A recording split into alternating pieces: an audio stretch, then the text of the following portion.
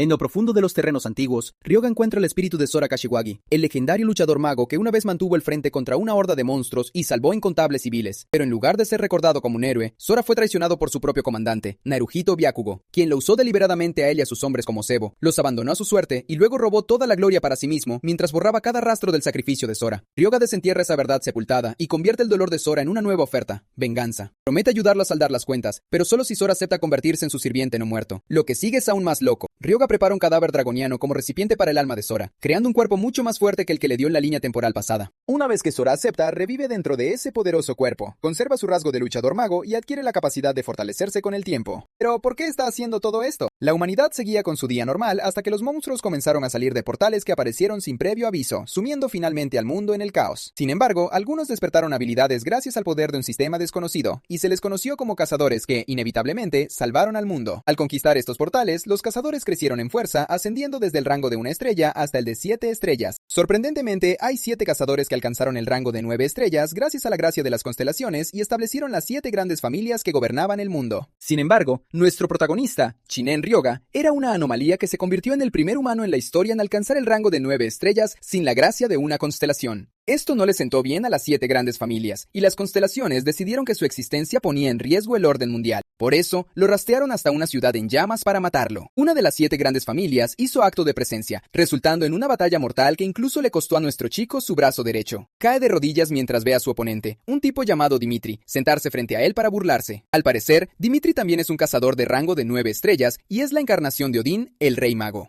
Ryoga se ve obligado a preguntarle por qué intenta matarlo. Quiere saber si es porque no tiene la gracia de una constelación o porque se negó a servir a las 7 grandes familias. Dimitri le dice que simplemente puede decir que son ambas cosas. Dimitri menciona que las constelaciones lo quieren muerto, así que hay poco o nada que él pueda hacer al respecto. Menciona que sería extraño que alguien pudiera fortalecerse sin las constelaciones. Dimitri menciona que Ryoga es un rey inmortal que posee un poder que rivaliza con las 7 grandes familias y la gracia de las constelaciones por sí mismo, lo que lo convierte en una amenaza. Además de esto, Dimitri dice que las 7 grandes familias ya tienen suficiente con mantenerse bajo control las unas a las otras. Dimitri le dice a Ryoga que ha profanado el orden natural porque es un nigromante, y al manipular a los muertos, ha pisoteado la estabilidad del mundo. Menciona que en una batalla entre 9 estrellas, el poder de las constelaciones básicamente decide al vencedor, pero como él eligió un poder inmundo, las constelaciones lo han abandonado. Dimitri le dice a Ryoga que esta es básicamente la diferencia entre ellos, pero Ryoga lo reprende diciéndole que puede hablar con mucha prepotencia cuando se esconde tras el poder de Odín. Ryoga luego le dice a Dimitri que ha estado hablando con él solo para ganar tiempo, y que está a punto de mostrarle lo que puede hacer. Ryoga entonces desata un aura abrumadora para regenerar los huesos muertos en el área, levantándolos a todos como no muertos. Dimitri se burla de él, diciendo que nunca supo que aún tenía tanto poder dentro de él, y que por eso, él también usará su magia más fuerte en su contra. Dimitri ni siquiera se mueve de donde está mientras conjura una técnica realmente poderosa, sorprendiendo a Ryoga. Se da cuenta de que Dimitri está a punto de usar el ojo de Odín, y sin duda, sabe que su técnica definitiva no tiene ninguna oportunidad contra el poder de Dimitri. Ryoga observa cómo una poderosa ráfaga de magia viaja hacia él, pero en lugar de poner una cara de miedo, sonríe porque tiene algo que quiere probar. Dimitri se sorprende de que se esté riendo, y nota que hay un objeto extraño en la mano de Ryoga. Resulta que es un artefacto capaz de interferir con el tiempo, y se llama el reloj de bolsillo de Cronos. El objeto detecta el poder de una constelación, y cuando Ryoga levanta el artefacto, la ráfaga lo golpea, habitando finalmente el artefacto, y cumpliendo los requisitos de activación. Esto activa inmediatamente un proceso de regresión. Al parecer, los requisitos de activación para el reloj de bolsillo de Cronos son que el jugador tenga el rango de 9 estrellas, e inyecta al reloj el poder de una constelación. Como Ryoga no tiene el poder de su propia constelación, se da cuenta de que simplemente tendrá que tomar prestado el de Dimitri. Dimitri observa con horror y le pregunta a Ryoga qué ha hecho. Ryoga se burla de él diciéndole que ese poder de Odín del que tanto se enorgullece, se lo va a quedar él. Ryoga le hace un gesto obsceno, diciéndole que lo aplastará a él y a las 7 grandes familias la próxima vez que se encuentren. En ese momento una luz brillante golpea el campo antes de que todo se vuelva blanco. Poco después, Ryoga se despierta en su habitación y se da cuenta de que está de vuelta en la casa en la que solía vivir. Ryoga está furioso porque Dimitri intentó matarlo por una razón estúpida y no puede esperar para vengarse. Resulta que el artefacto ahora está roto, porque dos no pueden existir dentro de una sola dimensión, y el tiempo no puede retroceder de nuevo desde el punto de divergencia actual. Ryoga se alegra de que el artefacto se haya activado, incluso sin el poder de la constelación con la que hizo el contrato. Al parecer regresó a hace 23 años, poco después de dejar el orfanato, y fue el mismo día en que el sistema apareció de repente. Al igual que en aquel entonces, el sistema aparece frente a Ryoga, diciéndole que elija una clase adecuada para él, pero el sistema lo insta a tener en cuenta sus rasgos y talentos innatos. En cuanto a su rasgo innato, se conoce como mente despejada, que proporciona resistencia a todos los ataques mentales. En cuanto a su clase, tiene la opción de elegir entre ser un artista marcial, un mago o un sacerdote. Ryoga no se sorprende por esto, porque sabe que solo las clases básicas estarán disponibles en su nivel actual. Antes de la regresión, eligió la clase de mago, pero esta vez decidió no apresurarse. Sin embargo, esta vez Ryoga está decidido a volverse aún más fuerte y asegurarse de sobrevivir hasta el final. También planea hacer uso de la información que obtuvo cuando era un cazador de 9 estrellas. Ryoga se dirige de inmediato al mercado de cazadores de Natsuhabara, y el dependiente todavía le está ofreciendo los materiales que tienen, cuando Ryoga lo interrumpe, diciéndole que quiere el anillo de la penumbra oscura. La dependienta se sorprende al escuchar esto, porque este objeto está maldito, pero Ryoga le asegura que lo sabe, y que todo lo que quiere saber es cuánto cuesta el objeto. La dependiente entonces le dice que no serán responsables de las pérdidas sufridas después de la compra, si todavía desea comprarlo. Ryoga entiende por qué la dependiente actúa así, porque nadie en su sano juicio pagaría 2 millones por un anillo que aplica todos los efectos negativos imaginables. Solo comprar el anillo ha agotado la mitad de los ahorros de toda su vida. Antes de ponerse el anillo, el sistema le advierte que equiparlo hará que el portador sea consumido por maldiciones mentales. Sin que nadie lo sepa, el anillo en realidad tiene un secreto. Aquel que supere la maldición del anillo recibirá el conocimiento y el poder de la nigromancia. Al ponerse el anillo, Ryoga se encuentra en un reino oscuro, y se sorprende de que la maldición que debe superar sea Dimitri. Dimitri le dice jactanciosamente a Ryoga que no tiene ninguna posibilidad contra él sin el poder de una constelación, porque es obvio que no puede ser dañado sin la gracia de una constelación. Se burla de Ryoga diciéndole que es un nigromante que ha sido abandonado por las constelaciones, y aunque haya regresado al pasado, no hay forma de que lo derrote. Dispara una ráfaga de energía desde su dedo hacia Ryoga, pero Ryoga simplemente activa su técnica de mente despejada, bloqueando finalmente el ataque de Dimitri. Con esto, Ryoga logra completar la prueba del anillo de la penumbra oscura, y Ryoga despierta el poder de nigromante que reside en el anillo. Resulta que la única forma de romper la maldición del anillo es no resistirse. Y como Ryoga sabe esto, pudo convertirse en el primer nigromante del mundo. Como no puede enfrentarse a las 7 grandes familias sin la gracia de una constelación, decide que simplemente creará una constelación que lo elija a él, y ese es el nigromante. Como ha completado la prueba, Ryoga ahora tiene una opción más entre las clases para elegir, que es la clase de nigromante. Esta es una clase que utiliza cadáveres o almas como medio de poder. Como bonificación de primera clase, obtendrá el rasgo guía de la muerte. Este es un rasgo que reduce el consumo de poder espiritual en un 20% al activar o mantener magia de invocación. Ryoga está complacido por esto, y se da cuenta de que solo tiene 2 habilidades en este momento: levantar no muertos, una habilidad de rango E, y control óseo, que también es de rango E. En cuanto a la habilidad de levantar no muertos, es capaz de convertir un cadáver en un no muerto sin alma. El control óseo, por otro lado, le da lo necesario para infundir magia en los huesos y controlarlos libremente. Gracias al hecho de que retrocedió en el tiempo, su rango también se restableció al principio. Y aunque todo el conocimiento de nigromante del anillo está en su cabeza, todavía no puede usar las habilidades. Ryoga comprende que no puede ir en contra de las reglas de nivel y rango de estrellas del sistema. Siguiendo el sistema, puede llegar hasta la 7ª estrella, pero no puede alcanzar la 9ª estrella, que es el reino de la trascendencia, por medios normales. Ryoga se da cuenta de que convertirse en nigromante desde el principio no es suficiente, y si quiere tener una oportunidad de derrotar a Dimitri, necesita una estrella guardiana. Hablando de la estrella guardiana, esta es una constelación que otorga protección al cazador. Poco después, Ryoga empaca sus maletas y se dirige al templo de Cronos, que es una antigua constelación que perdió su luz tras ser derrotada por Zeus y los dioses del Olimpo. Al llegar al templo, Ryoga saca el artefacto roto y lo estrella contra el altar. Esto cambia inmediatamente todo el panorama, y Ryoga se encuentra en el reino del caído rey de los titanes, Cronos. Cronos exige saber con furia quién ha venido a perturbar su paz, pero Ryoga simplemente lo saluda. Cronos se acerca a Ryoga y nota el artefacto en sus manos. Inmediatamente le pregunta si retrocedió en el tiempo, y Ryoga lo confirma. Cronos se impresiona al escuchar esto, diciendo que no es una hazaña pequeña, pero quiere saber por qué Ryoga lo despertó. Cronos es el padre de Poseidón, y es el dios que se tragó a sus hijos tras escuchar la profecía de la caída de los titanes. Sin embargo, el Olimpo lo despojó de todo y lo dejó en el olvido. Ryoga está seguro de que él todavía guardará rencor contra el Olimpo. Cuando Ryoga finalmente responde a la pregunta de Cronos, le pregunta si quiere venganza. Cronos queda atónito ante la pregunta y le pregunta a Ryoga qué quiere decir con eso. Ryoga simplemente responde, diciéndole a Cronos que podrá obtener su venganza si se convierte en su estrella guardiana. Cronos se enfurece al escuchar esto, preguntándole a Ryoga si cree que un simple humano como él puede interferir en su venganza. Le pregunta si cree que alguien como él puede derribar el Olimpo. Cronos extiende su mano hacia Ryoga con furia, pero Ryoga se apresura a hablar, revelando que alcanzó la 9ª estrella sin ayuda de ninguna constelación, y que Zeus es uno de los dioses de los que desea vengarse. Resulta que Ryoga busca acabar con las 7 grandes familias, no solo con los Romanov. Ryoga le dice a Cronos que si vencen a las grandes familias, el Olimpo perdería su control sobre la Tierra, lo que marcaría el inicio de su venganza.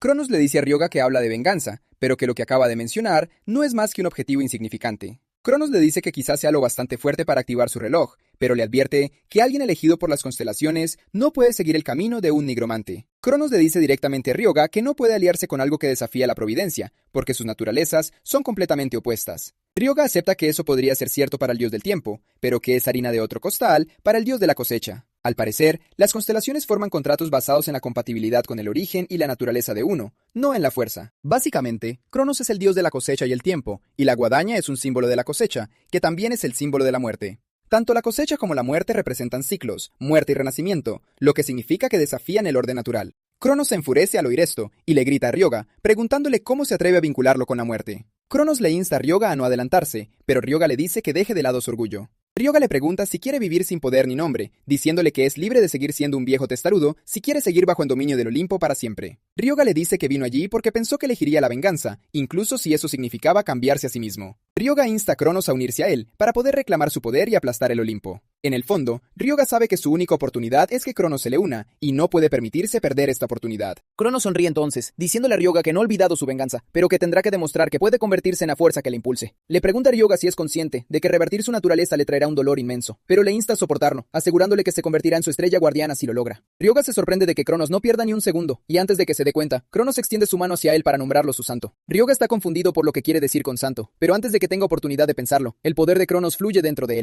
Al parecer, un santo recibe poder divino como representante de una constelación. Y como ya posee el elemento oscuro de un nigromante, Ryoga siente cómo las dos fuerzas chocan en su interior. Ryoga está exhausto por esto, pero sabe que perderá su única oportunidad de conseguir una estrella guardiana si se desmaya. Ryoga cae de rodillas, pero se niega a rendirse porque tiene que soportarlo. Poco después, Ryoga regresa a Japón con una sonrisa en el rostro porque logró hacer el contrato con Cronos. Cronos ahora reside en su espacio mental, y se sorprende al ver cuánto ha cambiado el mundo. Ryoga está frustrado por lo mucho que habla, ya que actualmente Cronos no tiene seguidores, ni poder, ni protección divina. Puede que Cronos haya regresado como una constelación, pero se ha visto obligado a asumir el papel de parca debido a la guadaña. Ryoga comprende que le corresponde a él construirlo todo desde cero para que Cronos pueda recuperar su poder. Cronos admite que está emocionado porque ha pasado mucho tiempo, y le insta a Ryoga a difundir su nombre por doquier, ya que ahora es un santo. Básicamente un santo es la clase de mayor rango en la línea sacerdotal, y Ryoga no puede creer que Cronos básicamente haya convertido a un nigromante en un sacerdote. Ryoga también ha obtenido una habilidad, Santo del Caballero Blanco. Este es un hechizo sagrado que elimina cualquier penalización al usar habilidades de nigromante. Además, tiene el drenaje de vida, que es un hechizo sagrado que absorbe la fuerza vital del objetivo y puede usarse para mejora física o como elemento de curación. Básicamente es poder sagrado que ha sido corrompido por la muerte. Mientras que los sacerdotes usan poder sagrado otorgado por los dioses, los nigromantes usan energía espiritual, y es la primera vez que Ryoga oye que se pueden usar juntos. Ryoga le dice a Cronos que usar invocaciones de nigromante y habilidades sagradas de santo al mismo tiempo es básicamente hacer trampas. Cronos le dice entonces a Ryoga que no es solo una estrella guardiana porque no lo eligió simplemente como su representante. Entonces Ryoga comprende que todo estaba planeado desde el principio, y Cronos se ríe a carcajadas, diciendo que una vez fue el rey de los dioses.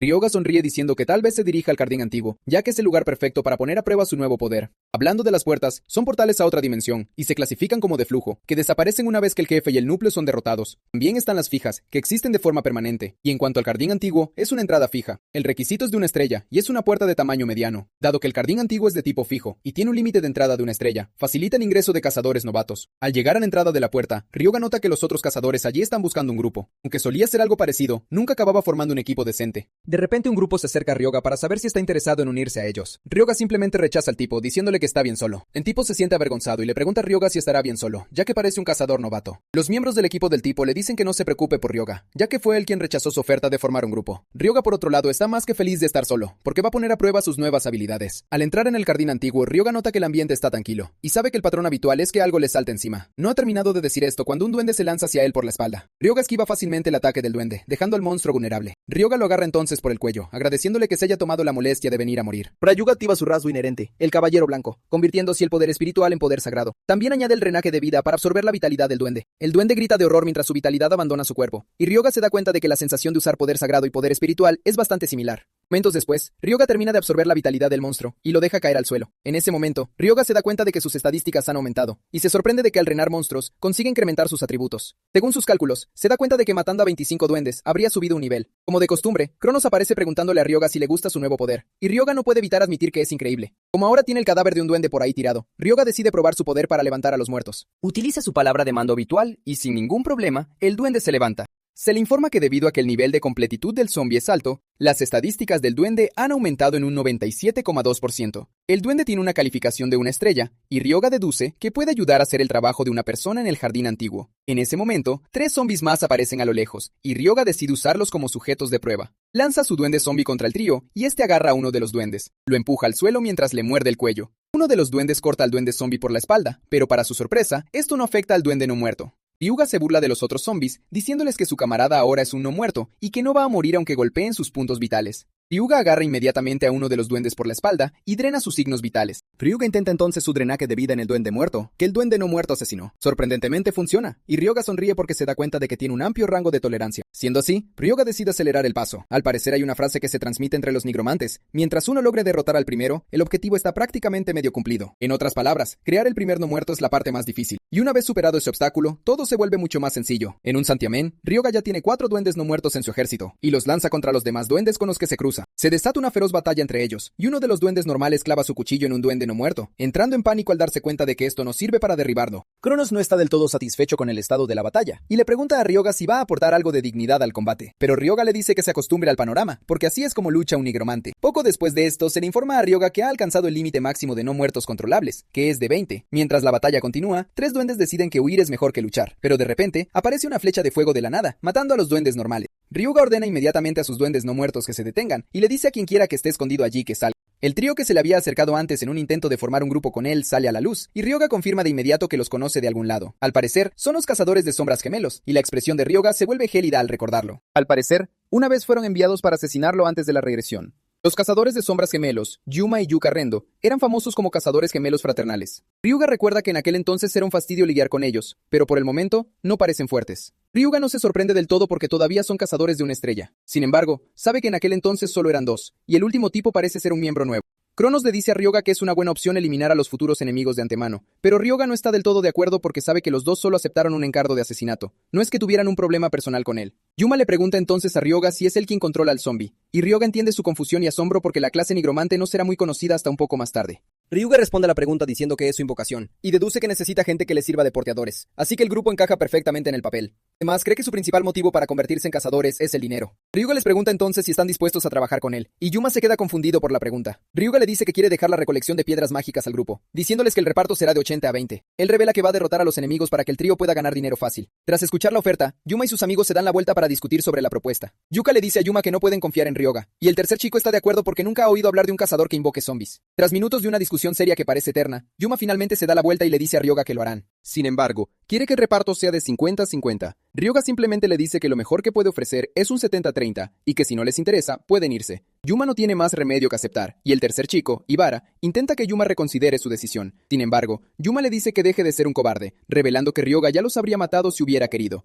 Yuma puede ver lo seguro que está Ryoga porque entró en la puerta sin ningún equipamiento. Está bastante seguro de que ganarán dinero si lo siguen. Poco después, el trío ya está exhausto de tanto trabajar recolectando monopiedras, porque Ryoga ni siquiera baja el ritmo. Han logrado reunir una montaña de monopiedras en un abrir y cerrar de ojos, y Yuma queda atónito porque, aunque sabía que Ryoga no era ordinario, no esperaba que fuera a tal extremo. Mientras intentan recuperar el aliento, Ryoga sigue ocupado matando goblins, esperando a que el equipo venga a recoger las monopiedras. Yuma sugiere nerviosamente que se tomen un descanso, pero Ryoga simplemente continúa creando más cadáveres de goblins para ellos. Llegados a este punto, el trío admite que Ryoga no es humano. Tiempo después, Ryoga decide revisar su estado, ya que han eliminado a un montón de goblins. Ryoga queda impresionado al darse cuenta de que sus estadísticas totales aumentaron 212 puntos en solo 3 horas de subyugación de monstruos. Ryoga está satisfecho de tener el drenaje de vida por lo eficiente que es, habiendo puesto sus capacidades al nivel de un rango 4. Ryoga decide entonces que es hora de ir tras el jefe, ya que sus estadísticas han subido. Momentos después, llega al dominio del jefe, donde lo encuentra sentado en el trono rodeado de sus guardias. El rey goblin se burla de Ryoga, diciéndole que ha caminado hacia su muerte, pero Ryoga responde diciendo que básicamente es un idiota que se cree el rey de la colina. Yuka le advierte a Ryoga que el chamán goblin es el jefe del sur, y que sería mejor no provocarlo. El rey goblin ordena entonces a sus soldados que vayan tras Ryoga para obligarlo a arrodillarse ante él. Al mismo tiempo, Ryoga libera a sus goblins no muertos, y se desata una feroz batalla entre ellos. Uno de los goblins no muertos es abatido, pero Ryoga simplemente lo reemplaza levantando a otro goblin muerto. Yuma queda en shock porque están en minoría, pero Ryoga simplemente está convirtiendo los cadáveres en sus invocaciones. En ese momento, el rey goblin se pone de pie y levanta su bastón de hueso mientras entona unos extraños encantamientos. Esto hace que se levanten otros bastones de hueso que envían una oleada de valor a los goblins. Sus ojos se vuelven rojos como maníacos, y el rey goblin le dice a Ryoga que su tótem debilita a los enemigos y potencia a sus aliados. Aún no ha terminado de decir esto cuando uno de los goblins no muertos agarra uno de sus bastones de hueso y lo rompe en dos. Ryoga se burla de él, preguntándole qué estaba diciendo. Los goblins no muertos van entonces tras los tótems, destruyéndolos para arruinar cualquier plan que tuviera el rey goblin. El rey goblin comienza a temblar y, enfurecido, vuelve a levantar su bastón con frustración. Activa una nueva maldición, conocida como la maldición de la locura. Esto desata una presencia tan fuerte que incluso asusta a Yuma y a los miembros de su grupo. Al parecer, esta es una maldición que aumenta la fuerza de los goblins en un 50%. Los goblins bajo el mando del rey toman la ventaja y comienzan a diezmar a los no muertos, reduciendo sus filas a un ritmo alarmante. En poco tiempo, los goblins no muertos se han reducido a 8, y Ryoga se da cuenta de que el bastón era el as bajo la manga del rey goblin desde el principio. El rey comienza a burlarse de Ryoga mientras revela que el bastón que sostiene es un báculo de hueso imbuido con el rencor de los goblins. De repente, Ryoga le pregunta al rey si el bastón es de hueso mientras le dice que acaba de entregarle una victoria fácil. Sin vacilar, Ryoga activa la habilidad de control óseo y la dirige hacia el bastón del rey. El rey forcejea con el hueso hasta que este sale volando de su mano hacia Ryoga, lo que interrumpe de inmediato la habilidad de la maldición de la locura que estaba activa. Para empeorar las cosas, los goblins sufren un retroceso que disminuye sus estadísticas en un 30%. El rey goblin observa con horror mientras Ryoga le sonríe, retándolo a intentar usar su molesta maldición de nuevo. Como el rey quiere recuperar su bastón, Ryoga decide devolvérselo, pero de la peor manera posible. Lanza el bastón hacia él como un proyectil, atravesando el cuello del goblin y dándole muerte.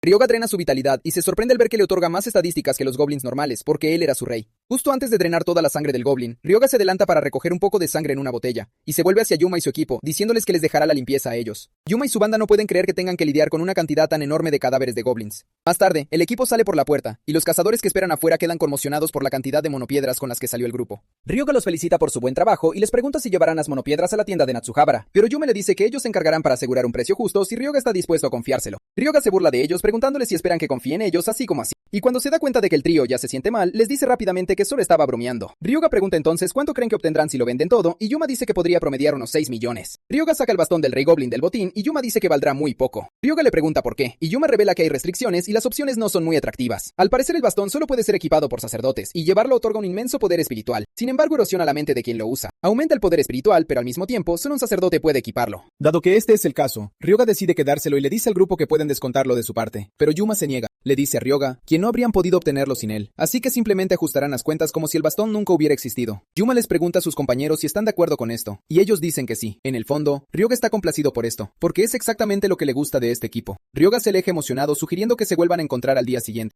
Al día siguiente, la historia fue la misma que el día anterior, e incluso peor. Yuma cae al suelo exhausto, diciendo que ni siquiera sabe si podrá aguantar un día entero, porque su bolsa ya está llena. Ryoga no está dispuesto a forzarlos, y le dice al grupo que son libres de marcharse primero. Una vez que se han ido, Cronos le pregunta a Ryoga por qué dejó que el grupo se marchara a propósito. Ryoga se sorprende de que Cronos pudiera sentir que los dejó ir intencionadamente. Ryoga menciona que no quiere que nadie observe su próximo movimiento, y se dirige al lado norte del jardín. Pronto Ryoga se topa con un grupo de monstruos rana, y se desata una feroz batalla entre sus goblins no muertos y las ranas. Sin embargo, los hombres rana parecen ser más resistentes que los goblins, ya que reducen el número de estos últimos. Ryoga no está del todo sorprendido por esto, ya que los hombres rana tienen estadísticas más altas. Ryoga desata entonces el bastón de hueso mientras activa una habilidad, lluvia de aceite. Esta es una habilidad que disminuye el poder del daño por penetración física al impactar. El hueso se clava en el cuerpo del hombre rana, y este libera furiosamente un líquido venenoso por su boca. Ryoga logra esquivar el ataque antes de lanzar el bastón como si fuera un misil. Sin embargo, Ryoga pronto se da cuenta de que el consumo es demasiado alto, ya que mueve el bastón y crea no muertos al mismo tiempo. No obstante, Ryoga continúa mientras levanta a los hombres rana muertos bajo su mando. Poco después, el sistema le informa a Ryoga que ha subido al nivel 6. Ryoga sonríe porque cree que, a este ritmo, volverá a su estado anterior a la regresión en poco tiempo, y no puede esperar para ir tras Dimitri. Momentos después, Ryoga se dirige a lo que parece ser una ruina con el corazón de un hombre rana en sus manos. Cronos le pregunta qué piensa hacer con eso, y Ryoga simplemente le dice que se calle porque quiere concentrarse. Menciona que algo espectacular sucederá en cuanto vierta la sangre de un chamán goblin sobre el corazón de un hombre rana. En el momento en que lo hace, desprende un aura extraña, y Ryoga revela que puede usar esto para llegar al área oculta que no sería descubierta hasta dentro de varios años. El sistema le informa entonces que ha descubierto el secreto oculto del jardín antiguo, y que está siendo transportado a los terrenos de prueba antiguos.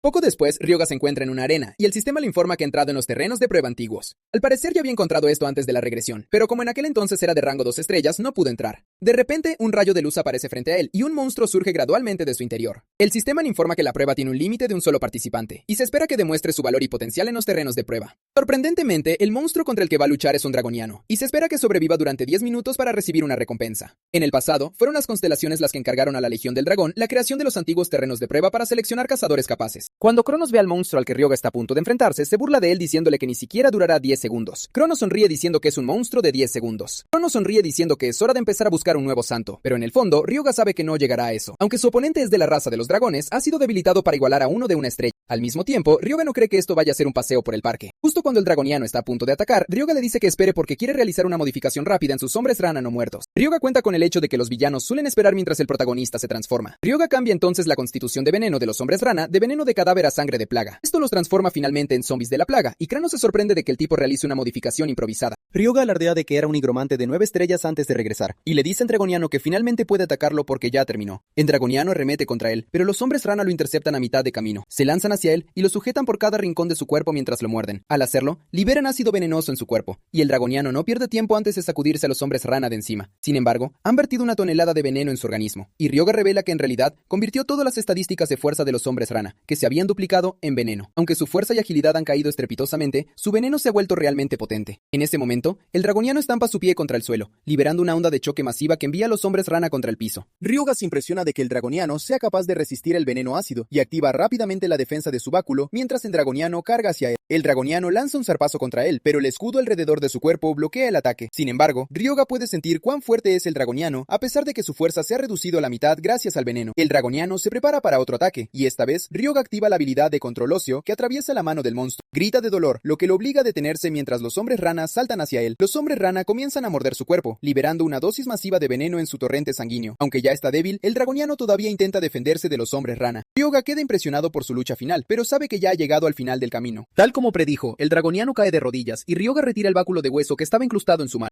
Con el dragoniano incapaz de moverse, Ryoga se acerca y comienza a drenar su vitalidad. Al final, Ryoga pudo despejar los terrenos antiguos, y Cronos quedó impresionado de que Ryoga pudiera abrumar a un dragoniano con un burdo enjambre de muertos vivientes. Entonces Ryoga le recuerda a Cronos que ya le había dicho que no iba a morir. En ese momento, el sistema le informa que el blasón de la resistencia ha sido grabado. Este es un objeto que reduce el tiempo de retraso al recibir daño en un 40%, aumenta la velocidad de alineación de maná en un 20%, y reduce el aturdimiento al recibir daño mientras mejora la concentración. Y a diferencia de las bendiciones de las constelaciones o la magia de apoyo, es una mejora permanente. Es básicamente un blasón de grado supremo, y Ryoga sonríe porque acaba de obtener algo realmente magnífico. Al mismo tiempo, está interesado en el cadáver del dragoniano, y Cronos le pregunta qué planea hacer con los restos del monstruo. Ryoga guarda el cadáver, diciendo que no va a desperdiciarlo porque planea crear un muerto viviente que sea aún más fuerte. Sin embargo, para hacer esto, va a necesitar herramientas de alquimia, y se pregunta si el alquimista que conoció en aquel entonces ya habrá abierto su taller. Tras salir de la mazmorra, se dirige a la prefectura de Saitama, y se sorprende de que nada haya cambiado, ni siquiera desde antes de su regresión. Al llegar al frente del edificio, ocurre una enorme explosión dentro del taller, pero Ryoga no se sorprende porque ya sabe qué clase de persona va a conocer. El tipo abre entonces la puerta del taller para que entre aire, y Ryoga le sonríe diciéndole que finalmente lo ha encontrado. Al parecer, este alquimista es quien estableció la primera fórmula del mundo para pociones de grado medio producidas en masa. También se hizo un nombre como el alquimista número 1 de Japón. Su nombre es Shintani Renya, y es conocido como el gran alquimista. Ryoga se acerca al tipo y se presenta mientras le pregunta si tiene un minuto libre.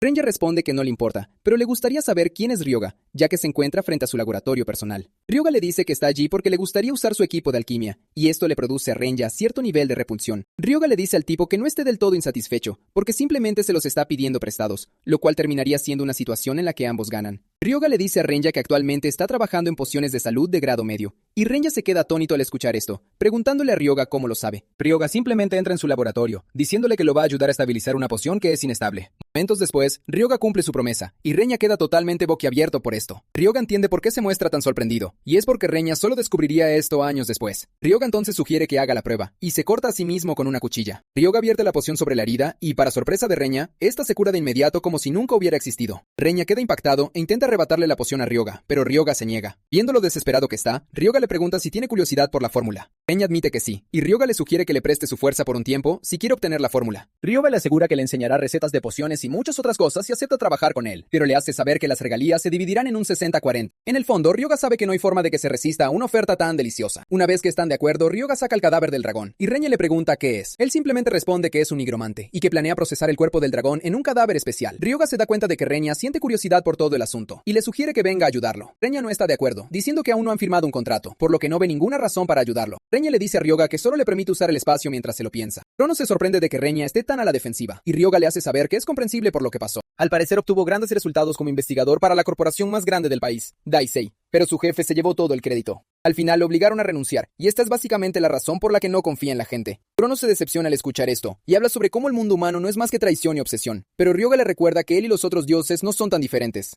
Ryoga llama entonces a Renya, diciéndole que sabe que duda en firmar porque no sabe realmente de qué es capaz él. Siendo ese el caso, sugiere que lo ayude con lo que está haciendo para que pueda verlo por sí mismo. Renya acepta regañadientes, y Ryoga le entrega una herramienta mientras le indica la cantidad de piedras de rango F que debe derretir, y la proporción. En poco tiempo Renya terminó, y esto impresionó a Ryoga, quien concluyó de inmediato que Renya es el hombre adecuado para el trabajo. Mientras tanto, Renya se queda preguntándose qué está haciendo Ryoga con el cadáver. Al parecer, todo lo que ha estado haciendo es para mejorar el rendimiento del muerto viviente, lo que requiere capas de fórmulas y maldiciones una y otra vez. Después de 3 días de arduo trabajo, finalmente han terminado con los paneles. Mientras Reña ya está agotado, Ryoga permanece activo como si ni siquiera hubiera hecho nada estresante. Reña se pregunta qué clase de persona es Ryoga, ya que fue capaz de reiniciar el corazón de un cadáver usando maná. Aunque los métodos de Ryoga son una locura, no tiene más remedio que admitir que posee las habilidades. Impresionado, Reña le dice a Ryoga que va a aceptar su propuesta original, y Ryoga le pregunta si está seguro. Reña menciona que le habría tomado al menos 2 años terminar una poción de curación de nivel medio, si no fuera por la pericia de Ryoga. Como está interesado en el progreso de su investigación, le dice a Ryoga que le interesa el trato. Ryoga se alegra de escuchar esto y le dice a Reña que espera trabajar con él como su alquimista exclusivo, pero en el fondo lo ve como su sirviente. Ya que Ryoga ha terminado con la primera fase, se da cuenta de que lo siguiente es encontrar un alma que sirva como núcleo del dragón sobrenatural. Ryoga sale entonces del laboratorio y llama a Yuma, diciéndole que ya ha visto el dinero. Lo elogia, diciendo que no esperaba que enviara hasta el último centavo, mientras le pregunta si está dispuesto a otro trabajo. Poco después de esto, el equipo, que ahora es conocido como los novatos, se reúne con Ryoga cerca de la frontera. Yuma le pregunta por qué vino a un lugar tan peligroso, ya que desde que se rompió la puerta norte, supuestamente el lugar ha estado infestado de monstruos. Ryoga sonríe diciendo que está allí para presentar sus respetos a un viejo conocido, y momentos después, se topan con un orco de 2 estrellas. El equipo entra en pánico al ver esto, e intentan advertir a Ryoga sobre el peligro, pero Ryoga no puede creer que el equipo todavía dude de su fuerza. Entonces decide que va a aprovechar la oportunidad para probar los huesos procesados. Usando el control óseo, lanza el hueso tras el orco, y el orco también le lanza su lanza a Ryoga. Sin embargo, resulta ser un mal encuentro para el orco, ya que Ryoga cambia fácilmente la trayectoria del hueso. Atraviesa el cuerpo del orco y este grita de dolor, pero Ryoga aún así lo elogia, diciéndole que es más duro de lo que parece porque en realidad apuntaba a su corazón. El orco agarra el hueso y lo saca, arremetiendo contra Ryoga, pero los novatos intervienen. Yuma bloquea el paso del orco con su escudo mientras una explosión impacta al orco. Ryuga decide entonces lanzar 3 huesos hacia el orco, y este no logra bloquearlo todo, lo que resulta en su muerte fatal. Yuma se queda en estado de shock porque no puede creer que Ryoga acabara de derrotar a un orco de 2 estrellas. Ryoga insta al equipo a mantenerse alerta porque el verdadero trabajo está por comenzar. Yuma está totalmente confundido con todo el asunto, y le recuerda a Ryoga que dijo que estaba allí para presentar sus últimos respetos. Ryoga levanta al orco que acaba de matar como un muerto viviente, y le asegura a Yuma que no ha olvidado su misión, porque la persona que busca está en la aldea de los orcos. Ryoga añade que van a ganar un buen dinero, y esto es suficiente para captar la atención del equipo. Ryoga continúa eliminando orcos, y en poco tiempo alcanza el nivel 13. Poco después de esto, el sistema le informa que ha excedido el límite de estadísticas que pueden absorberse de una sola raza, y que ya no puede absorber estadística de la raza orca. Ryoga no se sorprende porque no esperaba que todo el asunto fuera infinito. Ryoga sugiere entonces que den por terminada la caza por el día de hoy, y justo antes de que siquiera sugiera que monten el campamento, Yuma y los demás ya han comenzado a preparar la comida. Ryoga se burla de ellos diciendo que vinieron preparados, y Yuma le recuerda que ya es su tercer día de caza. Esa noche, Ryoga le dice al equipo que se dirigirán al asentamiento orco al día siguiente, porque sus estadísticas ya han subido. Antes de que el trío se duerma, Ryoga pone a los orcos en guardia para que puedan tener un buen descanso. Ryoga, por otro lado, se sienta fuera del campamento para evaluar la situación actual. Como su nivel ha subido un poco, deduce que es hora de leer los conocimientos recién desbloqueados. Luego evalúa la biblioteca de conocimiento, donde puede ver el saber dejado por el anterior Señor de la Muerte. Hay un libro en particular del que le gustaría obtener conocimiento, pero el sistema le informa que no tiene permiso hasta que cumpla el requisito, nivel 45 o superior. Ryoga entonces toma los libros de una estrella de la biblioteca para empezar a leerlos, a pesar de que ya había alcanzado las 9 estrellas en su vida anterior. Sin quejas, Ryoga se sienta a leer diligentemente los libros, y tras estudiar durante tanto tiempo, se le informa que ha adquirido una nueva habilidad. A la mañana siguiente, Ibara se despierta con un orco mirándolo fijamente y grita de miedo. Ryoga se burla de él preguntándole por qué sigue reaccionando así cuando ha estado viendo esto todos los días. Yuma entonces le dice a Ryoga que el orco en realidad se ve diferente al día anterior. Al parecer tiene una armadura de huesos alrededor e incluso se ha vuelto más grande. Ryoga lo confirma, revelando que modificó un poco a los orcos. Gracias a la modificación, ahora se llaman zombies acorazados, con fuerza y resistencia sobrehumanas. Ryoga había obtenido 2 habilidades: armadura de hueso, que permite transformar huesos en armadura, y carne serpenteante. Esta permite manipular la carne adherida a un cadáver. Convencido de estar preparado, Ryoga le dice al equipo que es hora de ir al asentamiento orco. Tras un largo día de viaje, por fin llegan a la aldea orca, y los orcos se preparan de inmediato para la batalla al notar que los enemigos se acercan a su querida aldea. Ryoga acaba fácilmente con el primer grupo de orcos usando su habilidad de control de huesos mientras los atraviesa con ellos. En ese momento aparece el líder orco con un hacho de batalla para motivar a su equipo. Da sus órdenes y los arqueros orcos disparan flechas a los novatos, pero la defensa de Yuma logra bloquear los ataques. Yuka les devuelve el favor disparando flechas de fuego, perforando su piel y retrasando su avance. Cronos queda impresionado por esto y le dice a Ryoga que ella es bastante útil. Momentos después, los orcos finalmente tienen la oportunidad de cargar contra Ryoga y su equipo, y Ryoga desata su propio ejército de orcos no muertos. El ejército de no muertos obtiene una ventaja abrumadora sobre los orcos normales, y Ryoga se alegra de haber leído los libros porque obtuvo grandes conocimientos de ellos. A medida que la batalla avanza, los orcos empiezan a sentir miedo, pero Ryoga les hace saber que aún no han visto nada. El ejército de orcos no muertos arremete contra los orcos normales, desgarrando sus cuerpos como si fueran mantequilla. Siempre que los orcos normales intentan contraatacar, sus ataques son bloqueados por la armadura de hueso de los orcos no muertos. Siempre que la armadura se daña y su durabilidad disminuye, Ryoga simplemente usa su habilidad para repararla. También activa la habilidad de carne serpenteante en los trozos de carne adheridos a los orcos. Esto hace que su formación se arruine, y Yuma queda atónito al darse cuenta de que Ryoga no solo es fuerte, sino que está en una liga totalmente diferente. Al ver cómo dominan a sus tropas, el líder orco activa el modo Berserker, haciendo que los orcos evolucionen a una variante especial. Ryoga ya se esperaba esto, por lo que no le sorprende en absoluto. Líder del escuadrón de orcos carga entonces contra Ryoga, pero Ryoga simplemente lo recibe a mitad de camino con suficientes huesos como para convertir su cuerpo en una cesta. El orco cae de rodillas e intenta arrancarse el hueso del pecho, pero Ryoga le dice que de ninguna manera va a permitir algo así.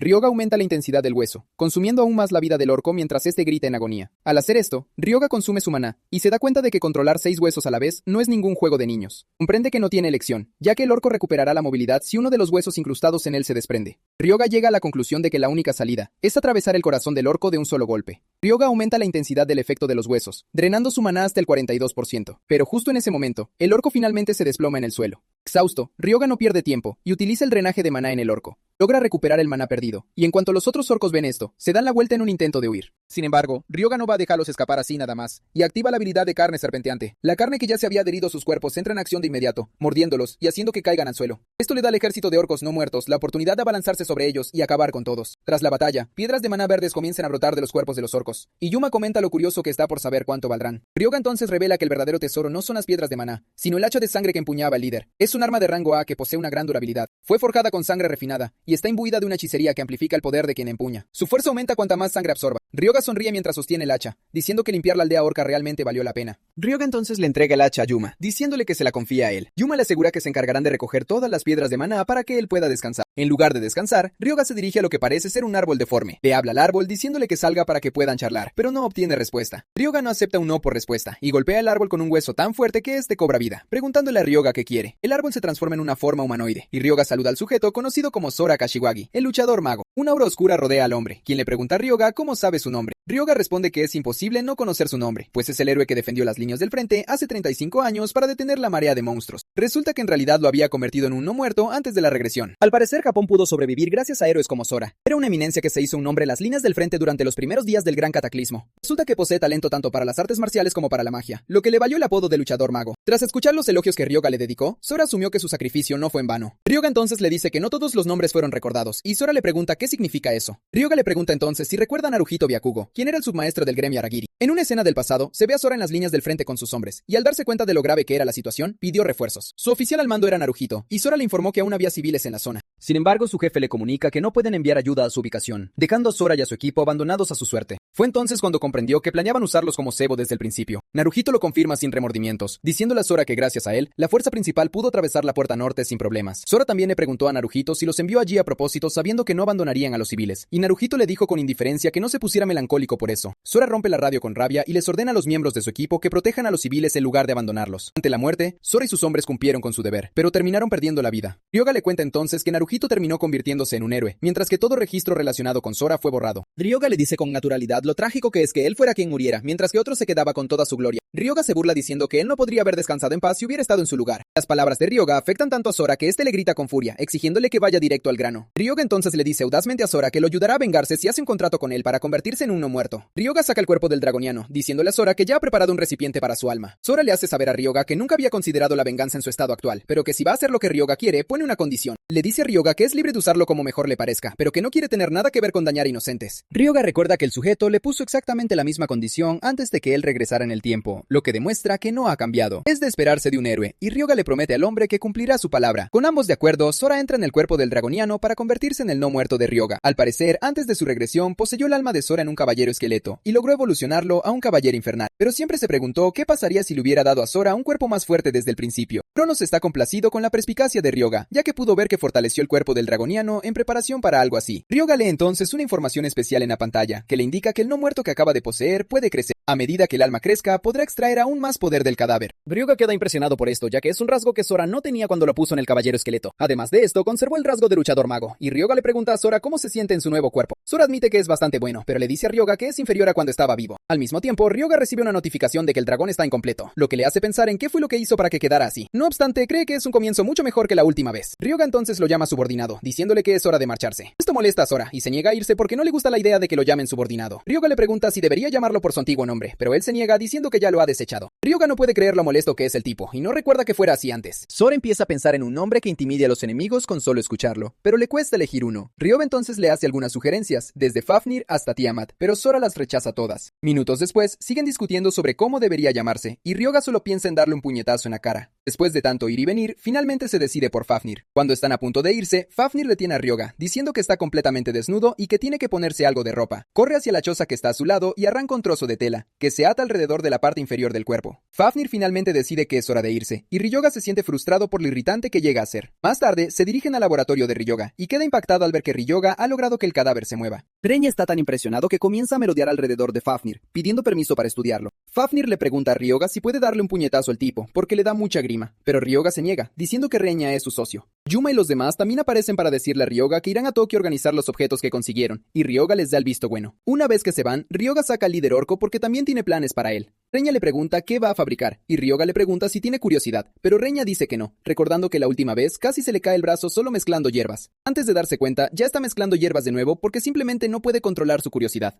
Además, sabe que Ryoga siempre supera sus expectativas, así que es imposible que no sienta curiosidad. Ryoga entonces comienza a trabajar en el cadáver, arrancando la carne del cuerpo. Y cuando termina, Reña le entrega el extracto que acaba de producir. Luego vierte el extracto sobre el esqueleto para fortalecerlo, y tras terminar, el esqueleto adquiere el estado de no muerto con 2 escudos. Ryoga deduce que lo mejor que puede hacer es convertir al esqueleto en su guardaespaldas. Ryoga le dice al esqueleto que siempre que use el drenaje de vida, él será quien lo proteja. Reña no está muy convencido de tener que trabajar con un esqueleto, pero Ryoga le hace ver que los huesos tienen grandes ventajas. Dice que son ligeros y que ni siquiera se pudren aunque no se preparen. A diferencia de los zombies, que tienen un límite de tiempo, el esqueleto permanece tal cual mientras se le suministre poder espiritual. Como el drenaje de vida es una habilidad de corto alcance, siempre ha necesitado un guardaespaldas al activarla. Reña queda totalmente alucinado por el hecho de que Ryoga no solo creó un esqueleto, sino que incluso previó su mantenimiento. Ryoga decide entonces dar un paseo, y le pide a Reña que vigile al esqueleto. Reña se asusta y le pregunta a Ryoga a dónde va tan tarde, a lo que él responde que se dirige al panteón. Al parecer subió de nivel y lo contactaron para que fuera a recibir un hechizo sagrado. Reña enloquece al oír esto, porque no tenía idea de que Ryoga fuera un maldito sacerdote. Ryoga le dice al tipo que es un creyente devoto, pero Reña no se lo cree, diciendo que eso es imposible incluso si el mundo se pusiera patas arriba. Ryoga ni siquiera intenta discutir y simplemente cambia de tema, preguntándole si ya completó el registro de la patente de la poción de curación de grado medio. Reña le dice que estará lista muy pronto, y Ryoga lo elogia diciendo que trabaja muy rápido. Reña comenta que la competencia solo aumentará con el tiempo, así que no piensa quedarse atrás. Sin embargo, el verdadero problema es la publicidad, ya que la próxima exhibición no será hasta el año que viene. Ryoga le pide entonces que le dé algunas muestras, prometiendo promocionarlas si se presenta la oportunidad. Reña lo agradece y le entrega la muestra necesaria, y Ryoga le asegura que el dinero fluirá como un río si la muestra funciona. Ryoga ya se está imaginando lo rico que será, y solo pensar en el dinero le da un aspecto de maníaco, haciendo que Reña dude seriamente de que el tipo sea un sacerdote. Después de esto, Ryoga decide que es hora de dirigirse al panteón. Este lugar surgió tras el gran cataclismo, y la mayoría de los que se reúnen allí vienen a recibir encantamientos sagrados y bendiciones de las constelaciones. Incluso hay constelaciones que exigen ofrendas a sus seguidores. Al llegar a la entrada de la planta baja, Ryoga no se muestra impresionado porque ni siquiera percibe ninguna reliquia que irradie divinidad. Al mismo tiempo, no esperaba encontrarla, ya que no dejarían algo valioso tirado por ahí. Momentos después, Ryoga ya está jadeando por la cantidad de escalones que ha subido. Ryoga bromea sobre lo interminables que son las escaleras, y Cronos le comenta lo afilada que tiene la lengua. A Ryoga no le importa mucho, porque no cree que vayan a castigarlo por decir algo así. Ryoga le pregunta a Cronos cuánto falta para llegar arriba, y este le responde que básicamente está a mitad de camino. Ryoga le advierte a Cronos que no se lo tomará nada bien si al final resulta que no vale la pena. Al llegar al nivel superior, las otras constelaciones allí presentes comienzan a mostrar disgusto y desagrado hacia Ryoga. Después de terminar de meterse con Ryoga, Cronos decide que es su turno y se registra en el panteón. Una vez hecho esto, se le informa a Ryoga que ha adquirido los encantamientos sagrados, bendición impía y estado de retribución. La bendición impía potencia la energía negativa y aumenta las estadísticas del objetivo. La estaca de retribución, por otro lado, tiene un montón de detalles aburridos sobre la recepción de daño. Cronos se burla de Ryoga diciéndole que gentilmente le otorgó las habilidades, y Ryoga admite que son impresionantes. Cronos se ríe a carcajadas, pero justo entonces, el sistema le informa a Ryoga que Cronos no tiene suficiente estatus divino, porque carece de logros y reconocimiento. Su risa se vuelve gélida de repente al ver esto, y Ryoga no puede evitar burlarse de él por haberse portado de forma tan arrogante antes. Sin embargo, está satisfecho de haberse vuelto más fuerte. Momentos después, Ryoga sale del panteón solo para ser desafiado por un tipo corpulento, que le pregunta por qué sale de allí. El tipo, Satake Shigeru, parece saber perfectamente quién es Ryoga. Ryoga le pregunta quién es, y él le recuerda que solía cuidar de él en el orfanato. Tras revelar su nombre, Ryoga lo recuerda como la basura que solía extorsionar a la gente. Ryoga le dice al tipo que no le hable como si fueran íntimos amigos, porque recuerda muy bien cómo lo trataba en aquel entonces. Resulta que una vez un chico delató a Satake ante el director, y mientras intentaba golpearlo, Ryoga apareció y le propinó un puñetazo en la cara. Ahora en el presente, Ryoga se burla de él preguntándole si ya se le curó la nariz rota. Satake gruñe de frustración, pero antes de perder los estribos se controla, diciendo que ahora es una persona diferente. Satake le muestra a Ryoga la insignia de su pecho, revelando que ahora se ha unido al gremio Aragiri. Satake le dice a Ryoga que no es más que un cazador de pacotilla porque acaba de salir del panteón. También le advierte que no crea que las cosas saldrán como la última vez. Ryoga, por otro lado, se mofa de él diciéndole que no se ve nada diferente de como lo recordaba. Esto enfurece tanto a Satake que lanza un puñetazo a Ryoga, pero alguien le atrapa el brazo, recordándole que están en plena ciudad. Esta persona es el líder del equipo de asalto del gremio Aragiri, Yomon Ragu. Satake intenta decirle a su jefe lo arrogante que es Ryoga, y Yomon sugiere llevar la pelea a otro lado para arreglar las cosas adecuadamente. En el fondo, Yomon busca castigar a Ryoga por buscar problemas con el gremio Aragiri sabiendo quiénes son. Satake se ríe de que Yomon sugiera arreglar su asunto a golpes, diciendo que Ryoga acaba de convertirse en cazador. Sin embargo, Ryoga no piensa rehuir la pelea, y le dice a Satake que acepta el reto. Satake se queda atónito al oír esto, y Ryoga aprovecha para humillarlo de nuevo preguntándole si ya se está acobardando. Esto es suficiente para que Satake declare que no hay vuelta atrás. Poco después, llegan al centro de entrenamiento del gremio Awagiri. Los dos entran en la arena, y Ryoga invoca a Fafnir, diciéndole a Satake que él será quien pelee, ya que Ryoga es un sacerdote. Satake no está preocupado en absoluto, pues cree que la habilidad de Ryoga es una basura. Además, lleva un collar y anillos que también potencian sus propias estadísticas. Tras poner todo a punto, se declara el inicio del combate. Satake ni siquiera ha hecho un movimiento y ya se está burlando de Ryoga, preguntándole si tiene miedo. Ryoga no puede creer lo bocazas que es Satake, y Fafnir también está emocionado por haberse topado con Aragiri tan pronto. Decide que va a comprobar qué tan fuerte es su cuerpo, asegurando que no tiene intención de contenerse. Sin embargo, Ryoga le pide que no termine la pelea de un solo golpe, porque hay algo que le gustaría probar. Fafnir acepta, aunque admite que será bastante difícil. Satake hace el primer movimiento, lanzándose hacia Fafnir con la lanza, pero Fafnir levanta la pierna con facilidad para esquivar el ataque. Satake desata otra técnica de lanza, pero Fafnir la esquiva igualmente. Satake vuelve al ataque haciendo gala de una agilidad demencial. Yomon está impresionado con los movimientos de Satake, creyendo que la pelea terminará antes de lo previsto. En ese momento, Fafnir atrapa casualmente la lanza de Satake y se burla de él, diciéndole que un ataque tan inútil no funcionará. Satake forcejea, pero no logra arrebatarle la lanza a Fafnir, quien lo regaña diciéndole que ataca sin siquiera pensar en su próximo movimiento. Fafnir le hace saber que ya estaría muerto si esto fuera un combate real. Fafnir se prepara para darle un puñetazo en la cara, pero de repente recuerda que debía contenerse. En lugar de golpearlo, le propina una bofetada tremenda que le deja sin aliento. Cae de rodillas intentando recuperar el aire, mientras se esfuerza por no gritar como un bebé. Ryoga se mofa de él, diciendo que ha crecido un poco porque no se pasa minutos gritando como antes. Satake está furioso por cómo Ryoga se burla de él, y arremete contra Fafnir con su lanza, pero Fafnir clava fácilmente la lanza en el suelo, destrozándolo. Se burla de Satake, diciéndole que su oponente simplemente le pillará el truco si usa la misma técnica 2 veces. Fafnir procede entonces a romperle la rodilla, y Satake grita de puro dolor. Fafnir se burla de él, diciéndole que la batalla ha terminado. Justo cuando está a punto de asestar el golpe final, Yomon detiene el combate. Parece realmente furioso, y a Ryoga le sorprende que haya intervenido para detenerlo antes de lo que esperaba. Yomon se acerca para revisar la rodilla de Satake, mencionando que tendrá que llamar a un sacerdote.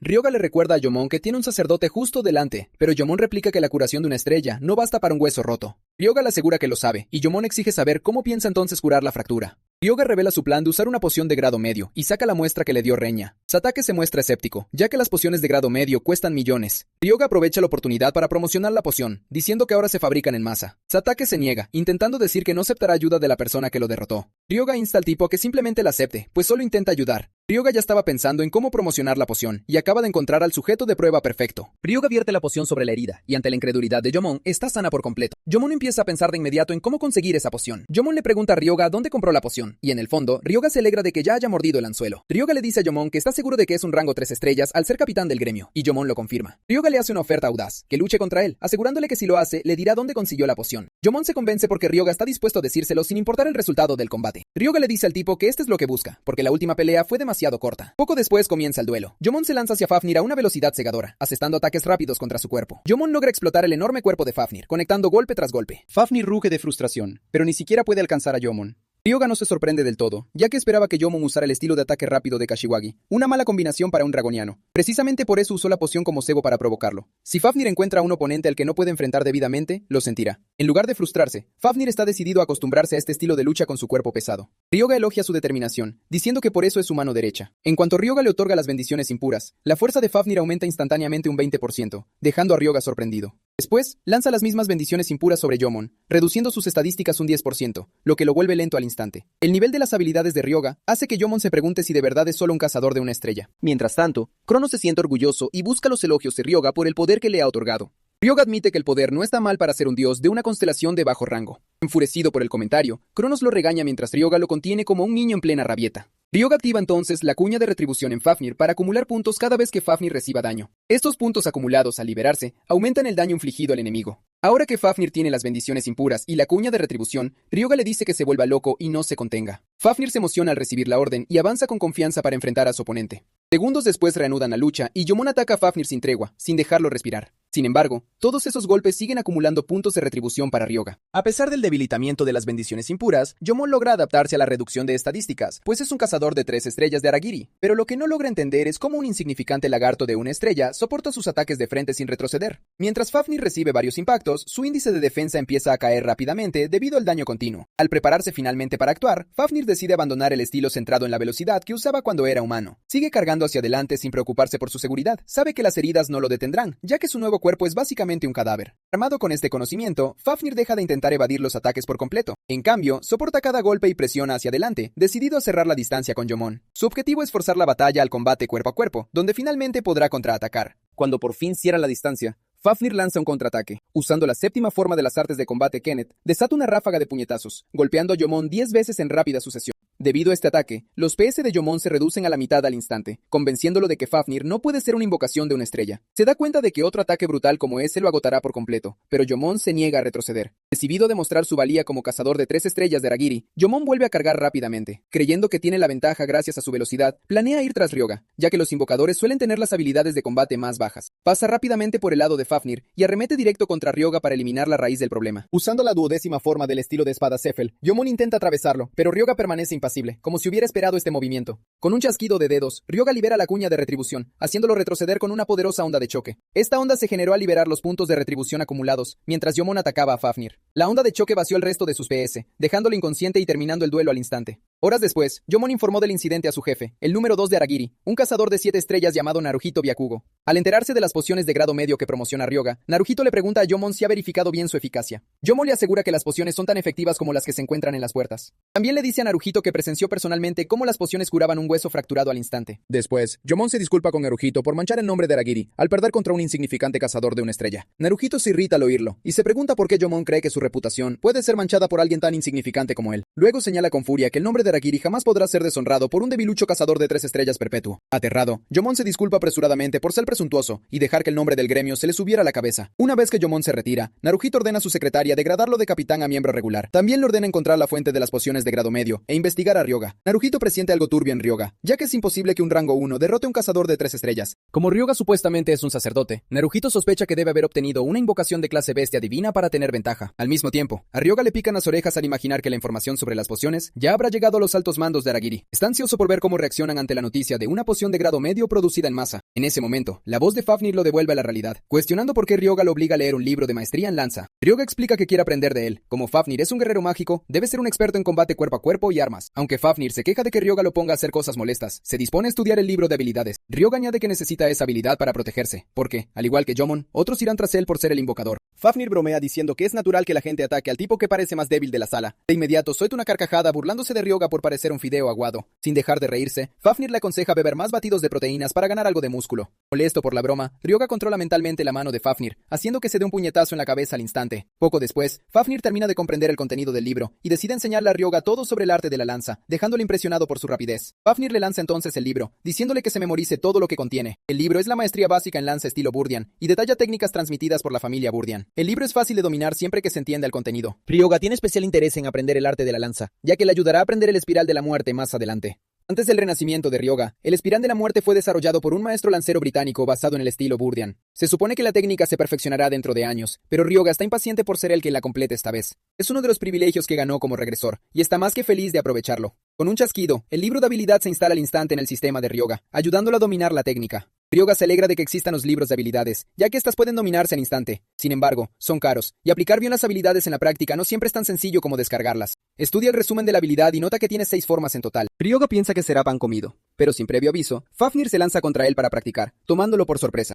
Mientras alza su lanza para atacar, Fafnir le dice que las artes marciales se aprenden mejor con el cuerpo, experimentándolas de primera mano. Lanza una estocada que destruye el lugar donde Ryoga estaba parado. Afortunadamente, Ryoga logra esquivar el ataque justo a tiempo. Mientras el polvo se asienta, Fafnir le pregunta con calma si deberían comenzar el entrenamiento práctico real. Fafnir le elogia por esquivar, pero le advierte que esquivar no le ayudará a dominar la lanza. Ryoga le recuerda que uno esquiva por instinto cuando lo atacan de repente, y que además es solo un novato. Imagina que Fafnir hace esto como venganza por haberlo controlado mentalmente para que se golpeara antes. Fafnir lo niega rápidamente y cambia de tono de inmediato. Le dice a Ryoga que se lo tome como una batalla real contra un enemigo que intenta matarlo. Luego le pregunta si planea suplicar por su vida usando su falta de experiencia como excusa. Mientras Ryoga lo considera en silencio, Fafnir vuelve a arremeter contra él. Pero esta vez, Ryoga está preparado y blande la lanza sobre su cabeza, decidido a contraatacar. Usando la segunda forma del arte de lanza estilo Burdian, defensa rotatoria, bloquea el ataque de Fafnir y planea su siguiente contraofensiva. Lamentablemente, antes de que pueda actuar, la lanza de Fafnir atraviesa repentinamente su defensa y lo golpea de lleno en el pecho. Ryoga se sujeta el pecho con dolor mientras se detiene para recuperar el aliento, pero Fafnir le recuerda que una batalla no termina solo por recibir un golpe. Luego le advierte a Ryoga que no baje la guardia hasta que el combate haya terminado por completo.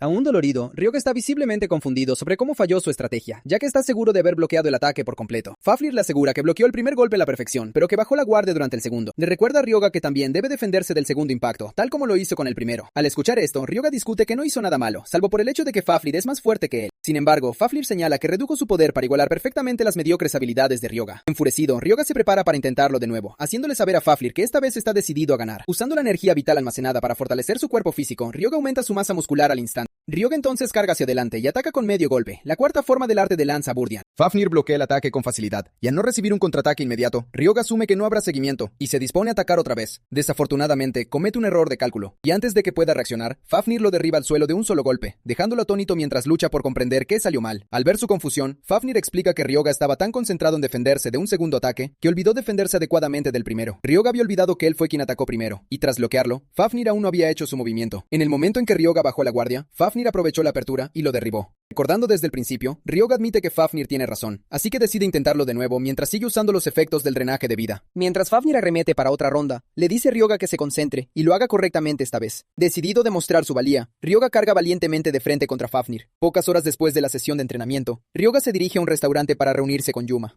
Sorprendido por ver su rostro lleno de moretones, Yuma le pregunta qué le pasó, pero Ryoga está demasiado avergonzado para explicarlo y evita dar una respuesta directa. Al notar que claramente no quiere hablar del tema, Yuma decide no presionarlo más. Desde el interior del anillo de penumbra oscura, Fafnir elogia a Ryoga por enfrentarse a él sin perder el conocimiento. Por su tono, parecía que Fafnir disfrutó dándole una paliza, y mencionó sarcásticamente que accidentalmente aplicó demasiada fuerza. Pero Ryoga cree que Fafnir usó el entrenamiento como excusa para golpearlo. Fafnir, que se divierte descansando dentro del anillo, no lo niega, sino que parece bastante satisfecho. Luego le dice a Ryoga que le avise cuando quiera detener el entrenamiento, pero Ryoga le hace saber que no tiene planes de rendirse pronto. Aunque puede contar con el drenaje de vida para mejorar sus habilidades físicas, Ryoga no quiere depender únicamente de eso. Planea dominar las artes marciales junto con el aumento de sus estadísticas para asegurarse de ser aún más fuerte de lo que era antes de su renacimiento. Ver la mirada aterradoramente concentrada en el rostro de Ryoga asusta a Yuma. Después, Ryoga le agradece a Yuma por organizar el botín y enviarle su parte completa del dinero, que ascendía a 15 millones. Ryoga está impresionado por haber ganado tanto en menos de 3 días. Yuma le dice a Ryoga que lo llame de nuevo si surge otra oportunidad para ganar dinero. Ryoga entonces le pregunta si ha habido alguna noticia reciente relacionada con los cazadores. Yuma le cuenta que Hibara encontró noticias extrañas mientras navegaba en la red de cazadores, un sitio exclusivo para ellos.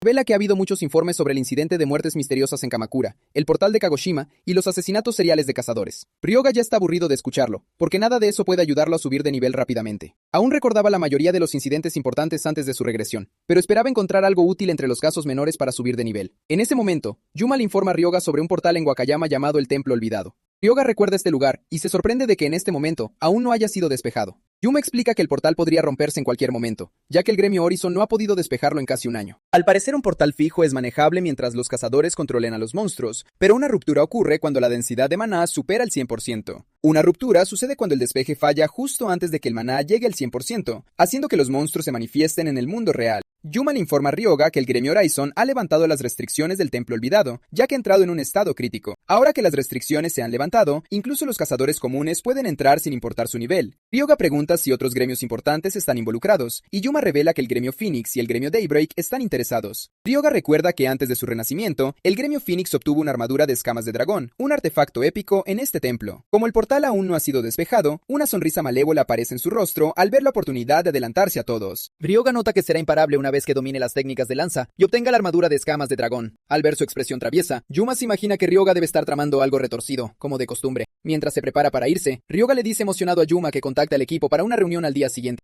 Al día siguiente, Ryoga se reúne con el equipo frente a la entrada del templo olvidado. A Yuka le preocupa que solo trajeran comida para 5 días, lo cual no será suficiente para que aguanten. Hibara también cree que es imposible despejar en 5 días, un portal donde incluso el gremio Horizon falló. Sin embargo, Ryoga les asegura que 5 días son tiempo más que suficiente para lograrlo. Justo entonces, Hibara le señala a una cazadora llamada Mirei Asaka, conocida como la próxima santa de la espada del gremio Phoenix. Ryoga recuerda que antes de su regresión, Mirei fue quien descubrió cómo despejar el portal y obtener la armadura de escamas de dragón. En aquel entonces era elogiada por tener un talento que superaba incluso al del maestro del gremio Phoenix, Takumi Morita. Lamentablemente la historia de Mirei fue la de una genio trágica que lo perdió todo en un accidente mientras despejaba un portal. Poco después de su llegada, Yuma llama la atención de Ryoga hacia otro sujeto llamado Kaishin Goda, del gremio Daybreak. Kaishin sería reconocido más tarde como uno de los cazadores más fuertes de Japón, conocido como Puño de Hierro. Al verlos llegar uno tras otro, Ryoga nota que todos los grandes nombres del futuro se han reunido en un solo lugar. Mientras tanto, Yuma empieza a dudar de que un equipo pequeño como el suyo pueda despejar el portal antes que los famosos. Pero Ryoga le dice que deje de preocuparse por los peces gordos y se concentre en hacer las cosas a su manera.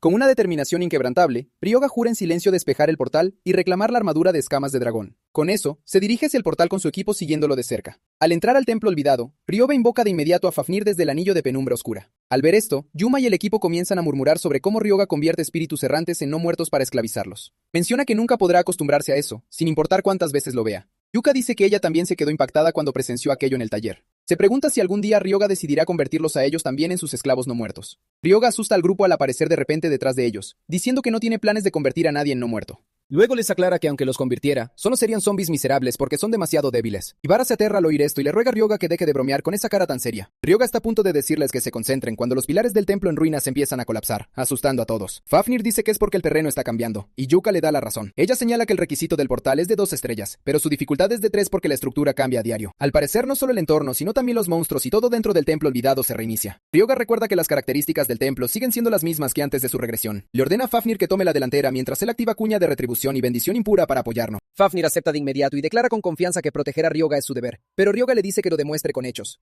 Poco después, mientras avanzan por las ruinas, Fafnir se detiene al sentir movimiento más adelante. Tal como sospechaba, una extraña criatura envuelta en energía oscura aparece, y Yuma lo reconoce como un cultista caído. La criatura ríe con maldad mientras se lanza al ataque, pero Fafnir lo contrarresta. Yuma teme que los cultistas abrumen a Fafnir, ya que son conocidos por ser muy poderosos. Está a punto de sugerir apoyo cuando Fafnir le aplasta la mano al cultista y lo estampa contra el suelo sin esfuerzo. Luego le propina un puñetazo en la cara para rematarlo, dejando a Yuma en estado de shock. Fafnir está disfrutando su victoria cuando Ryoga empieza a regañarlo por destrozar el cadáver, imposibilitando su resurrección. Luego le advierte a Fafnir que tenga cuidado la próxima vez, y Fafnir asiente. Segundos después, más cultistas caídos cargan hacia ellos, y Fafnir estira su brazo preparándose para encargarse. Ryoga anuncia que esta vez se unirá a la pelea mientras saca el bastón de la malicia. Con solo un 12% de consumo de maná, activa control óseo para atacar a los cultistas caídos. Este golpe los ralentiza de inmediato, y debido a su baja resistencia elemental, infundirles atributos oscuros y sagrados les causa daño crítico y reduce su velocidad. Mientras la velocidad de los cultistas disminuye, todas las estadísticas de Fafnir aumentan instantáneamente un 100%. Mientras los elimina uno a uno, Fafnir atribuye su mejora en la vanguardia a su duelo de entrenamiento contra Yomon en Aragiri. Unos minutos después, aniquila por completo a los cultistas caídos sin darles la menor oportunidad de defenderse. En ese momento, Ryoga recuerda que debe usar drenaje de vida en los cadáveres, y Fafnir señala que no habría podido usarlo sin él. Ryoga se pregunta de dónde viene esa confianza engreída, mientras Fafnir busca que le diga unas palabras de agradecimiento. Frustrado, Ryoga desea poder traer de vuelta la versión silenciosa de Kashiwagi de antes de su regresión. Después, Ryoga sube a nivel 20 y se le informa que un nuevo conocimiento ha sido grabado en su alma. La primera es una habilidad de rango C, conocida como Sabiduría Oscura, un hechizo de tipo nigromante que reduce el consumo espiritual en un 10%. La segunda es Lluvia Oscura para el mantenimiento de no muertos, que reduce el consumo espiritual en un 20%. Ryoga está complacido con las habilidades y nota que son perfectas para el viaje de 5 días al templo olvidado. Luego levanta a los cultistas caídos como no muertos, convirtiéndolos en zombies acorazados con niveles de finalización excepcionalmente altos. Esta mejora aumenta todas las estadísticas de los zombies acorazados en un 100%. Yuma le pregunta a Ryoga si los zombies se volverán aún más fuertes, ya que tienen estadísticas más altas que los orcos. Ryoga responde que no, y explica que los hechizos grabados en los zombies importan más que los materiales. Yuma no entiende a qué se refiere, así que Ryoga se lo detalla, explicando simplemente que no hay mucha diferencia en las estadísticas de los zombies en comparación con antes. Luego anuncia que deben darse prisa, ya que tienen un largo camino por recorrer para llegar al corazón del templo. Mientras continúan el viaje, Fafnir toma la delantera, aplastando a más cultistas caídos, mientras Yuma usa su escudo para proteger al equipo. Yuka también se une a la batalla con su ballesta, mientras los soldados no muertos de Ryoga se encargan del resto. Sin embargo, no importa cuántos cultistas derriben, siguen apareciendo más, dejando a Ryoga frustrado. De repente el terreno comienza a cambiar de nuevo, y Yuma les informa que deben moverse más rápido, pero Ryoga les ordena detenerse. Mientras considera qué hacer a continuación, los recuerdos de antes de su regresión comienzan a inundarlo. Ryoga recuerda haber visto una entrevista en la que le preguntaban a Mirei sobre cómo completar el templo olvidado. El entrevistador le había preguntado sobre la estrategia para completar el templo, y Mirei explicó que era un poco diferente del método normal de derrotar al jefe final. Según Mirei, el templo requiere un método especial solo para llegar al jefe final. Al parecer, 3 monstruos diferentes aparecen en el templo, y al ser derrotados, sueltan 3 marcas distintas. Una vez que recolectó 49 de estas marcas y las colocó en un pilar específico, Mirei pudo llegar a la sala donde residía el monstruo jefe. Tras recordar estos detalles, Ryoga nota que lo siguiente que deberían enfrentar es un monstruo con patrón de ojo. Justo como Ryoga esperaba, una energía de color rojo oscuro comienza a circular sobre ellos, y una criatura con un globo ocular gigante emerge de ella. Era tal como dijo Mirei en la entrevista sobre los 3 patrones diferentes en el pilar, y esta vez era un ojo demoníaco que representaba la marca circular. Mientras el ojo demoníaco dispara una flecha en forma de láser hacia ellos, Ryoga usa su ojo para leer sus patrones de ataque. Luego activa el control óseo, y usando varios huesos, forma un escudo de hueso para bloquear el ataque láser. A pesar del poderoso ataque láser, el escudo de hueso logra resistirlo. Ryoga está complacido con este efecto, y nota que la fórmula mágica que Reña grabó en ellos ayudó a que los huesos mantuvieran su forma original. El ojo demoníaco ataca de nuevo antes de que Ryoga pueda reaccionar, casi vaporizando su cabeza, pero Fafnir interviene justo a tiempo para bloquear el ataque. Luego le dice con confianza a Ryoga que se quede detrás de él mientras promete bloquearlo todo por él. El ojo demoníaco les lanza otro disparo, esta vez más potente que el anterior, pero Fafnir permanece ileso ante el impacto del láser. Incluso el propio Fafnir se sorprende de haber salido sin un rasguño, así que Ryoga le hace saber que se esforzó mucho para crear ese cuerpo. También menciona que incluso un ataque de 2 estrellas no será suficiente para atravesar las escamas de Fafnir. Confiado en que no tiene nada que temer, Fafnir carga con audacia hacia el ojo demoníaco, y con un solo golpe lo aniquila por completo. Tras derrotar al ojo demoníaco, pregunta si Ryoga planea convertirlo en un no muerto. Ryoga dice que no puede debido al arma del demonio. Su ojo se volvería inútil si se convirtiera en un no muerto. Fafnir se pregunta para qué necesita algo tan asqueroso como un ojo, y Ryoga le explica que es la marca necesaria para despejar la puerta. Poco después, el grupo avanza más solo para toparse con su siguiente marca, una criatura oscura con una máscara sonriente llamada el Mimo de la Máscara. La criatura pronto salta frente a ellos, asustando a Yuma y Yuka debido a su inquietante máscara. Sin previo aviso, comienza a liberar un miasma oscuro y denso llamado la Maldición de la Decadencia. En el momento en que el miasma lo golpea, Fafnir nota que sus estadísticas disminuyen rápidamente debido a la Maldición de la Decadencia del Mimo de la Máscara. Ryoga se pregunta si debería usar una bendición impura, pero Fafnir le dice que espere mientras intenta resolverlo por su cuenta. Estudiando el humo de cerca, nota que las maldiciones tienen el mismo atributo oscuro que el poder espiritual. Al ser un ataque de atributo oscuro, Fafnir piensa que podría suprimirlo con poder espiritual, que es un atributo oscuro más fuerte. Tal como especuló, Fafnir logra disipar la maldición de la decadencia por sí mismo, contrarrestándola con poder espiritual. Ryoga ya sabía que un no muerto puede absorber la mayoría de las maldiciones porque poseen el maná de más alto nivel, entre otros atributos oscuros. Sin embargo, todavía está impresionado de que Fafnir lo haya descubierto por su cuenta. Unos momentos después, el Mimo enmascarado ataca a Fafnir con otro brote de la maldición de la decadencia. Esta vez, Ryoga decide probar algo nuevo, otorgándole una bendición impura a Fafnir. Esto crea una conexión entre la maldición y la bendición de Ryoga, usando a Fafnir como medio para devolver poder sagrado a la criatura, haciendo que pierda su poder. Esto se debe principalmente a que los atributos sagrados son muy efectivos contra los oscuros, y Ryoga es un santo que puede usar poder sagrado. Satisfecho con el efecto de la prueba, Ryoga usa entonces el control óseo para acabar con la criatura enmascarada. Tras recuperar sus huesos, toma la máscara y Cronos se burla de él por tener tan mal gusto y sentido de la moda. Pero Ryoga le hace saber que la máscara es en realidad la clave para desbloquear el secreto del templo olvidado. La primera clave fue el cuerno de un cultista, luego un ojo demoníaco, y por último, la máscara de un mimo de la máscara. Ryoga explica además que recolectar 49 de estas máquinas y colocarlas en pilares específicos del templo puede ayudarnos a acceder a la sala oculta del monstruo jefe. Esto era exactamente lo que recordaba de la entrevista de Mirei antes de su regresión. Ella también advirtió que la marca de cualquiera de los objetos no debe destruirse al derrotar a los monstruos. Cronos ya está aburrido de solo escuchar el proceso y señala que el requisito es realmente tedioso. Ryoga dice que esa es la razón exacta por la cual la puerta no ha sido despejada en casi un año. No puede evitar preguntarse cómo fue que Mirei descubrió por sí misma un requisito tan complicado. En ese momento, Yuman informa a Ryoga que el gremio Phoenix parece estar librando una batalla cerca de allí. Ryoga se gira de inmediato hacia el alboroto y divisa a Mirei, la misma persona en la que había estado pensando. Ella y sus compañeros de gremio estaban rodeados por monstruos de ojos rojos que acechaban en las sombras por todos lados. Mientras Mirei se prepara para la batalla, uno de ellos salta de las sombras y resulta ser un mimo de la máscara. Con un solo tajo, ella atraviesa al monstruo mientras Ryoga y Cronos observan desde lejos. Cronos se pregunta si la espada de Mirei está imbuida de chi, y Ryoga explica que su técnica es una de las formas de la espada de Gael. Añade además que el usuario será golpeado en su lugar si no golpea con precisión el punto débil del objetivo. Ryoga está impresionado de que Mirei haya derrotado al monstruo impecablemente de un solo golpe. Habiendo visto suficiente, ordena a su equipo acelerar el paso antes de que Mirei y su equipo los alcancen. Mientras el grupo continúa avanzando, atraen brevemente la atención de Mirei. Cuando uno de sus compañeros le pregunta si siente curiosidad por ellos, Mirei admite que le parecen interesantes. El hecho de que estuvieran usando no muertos como invocaciones y lo audaces que parecían, la hizo preguntarse si habían encontrado una forma de resolver el misterio detrás de despejar la mazmorra. El chico descarta su preocupación, asegurándole que no hay forma de que un grupo tan andrajoso haya resuelto un misterio que el gremio número 1 no pudo resolver. Supone que el grupo de Ryoga simplemente está matando monstruos para pasar el tiempo sin ningún objetivo en particular. Sin embargo, Mirei cree que hay más en Ryoga de lo que se ve a simple vista. Después de todo, ninguna persona común podría navegar con tanta confianza una puerta llena de misterios desconocidos sin mostrar ni la más mínima vacilación. Tras considerarlo por un tiempo, Mirai concluye que Ryoga definitivamente sabe algo, y no puede quitarse la sensación de que volverá a verlo. 5 días después de que el grupo de Ryoga comenzara su misión para conquistar el templo olvidado, los enemigos seguían llegando por todos lados. El grupo ya estaba agotado mientras continuaban quejándose de los interminables ataques de monstruos. Antes de que pudieran terminar de expresar sus quejas, otra oleada de cultistas caídos comenzó a llegar. Sin perder tiempo, Fafnir entra en acción, derribando a un montón de ellos solo con sus puños. Cronos queda impresionado y lo elogia diciendo que tiene madera de auténtico héroe. Irritado por no recibir ningún crédito, Ryoga le recuerda a Cronos que él también se ha estado esforzando. Para demostrarlo, ordena de inmediato a sus soldados no muertos que apoyen a Fafnir. Mientras los no muertos atacan a los cultistas caídos, Ryoga absorbe su vitalidad mediante el drenaje de vida.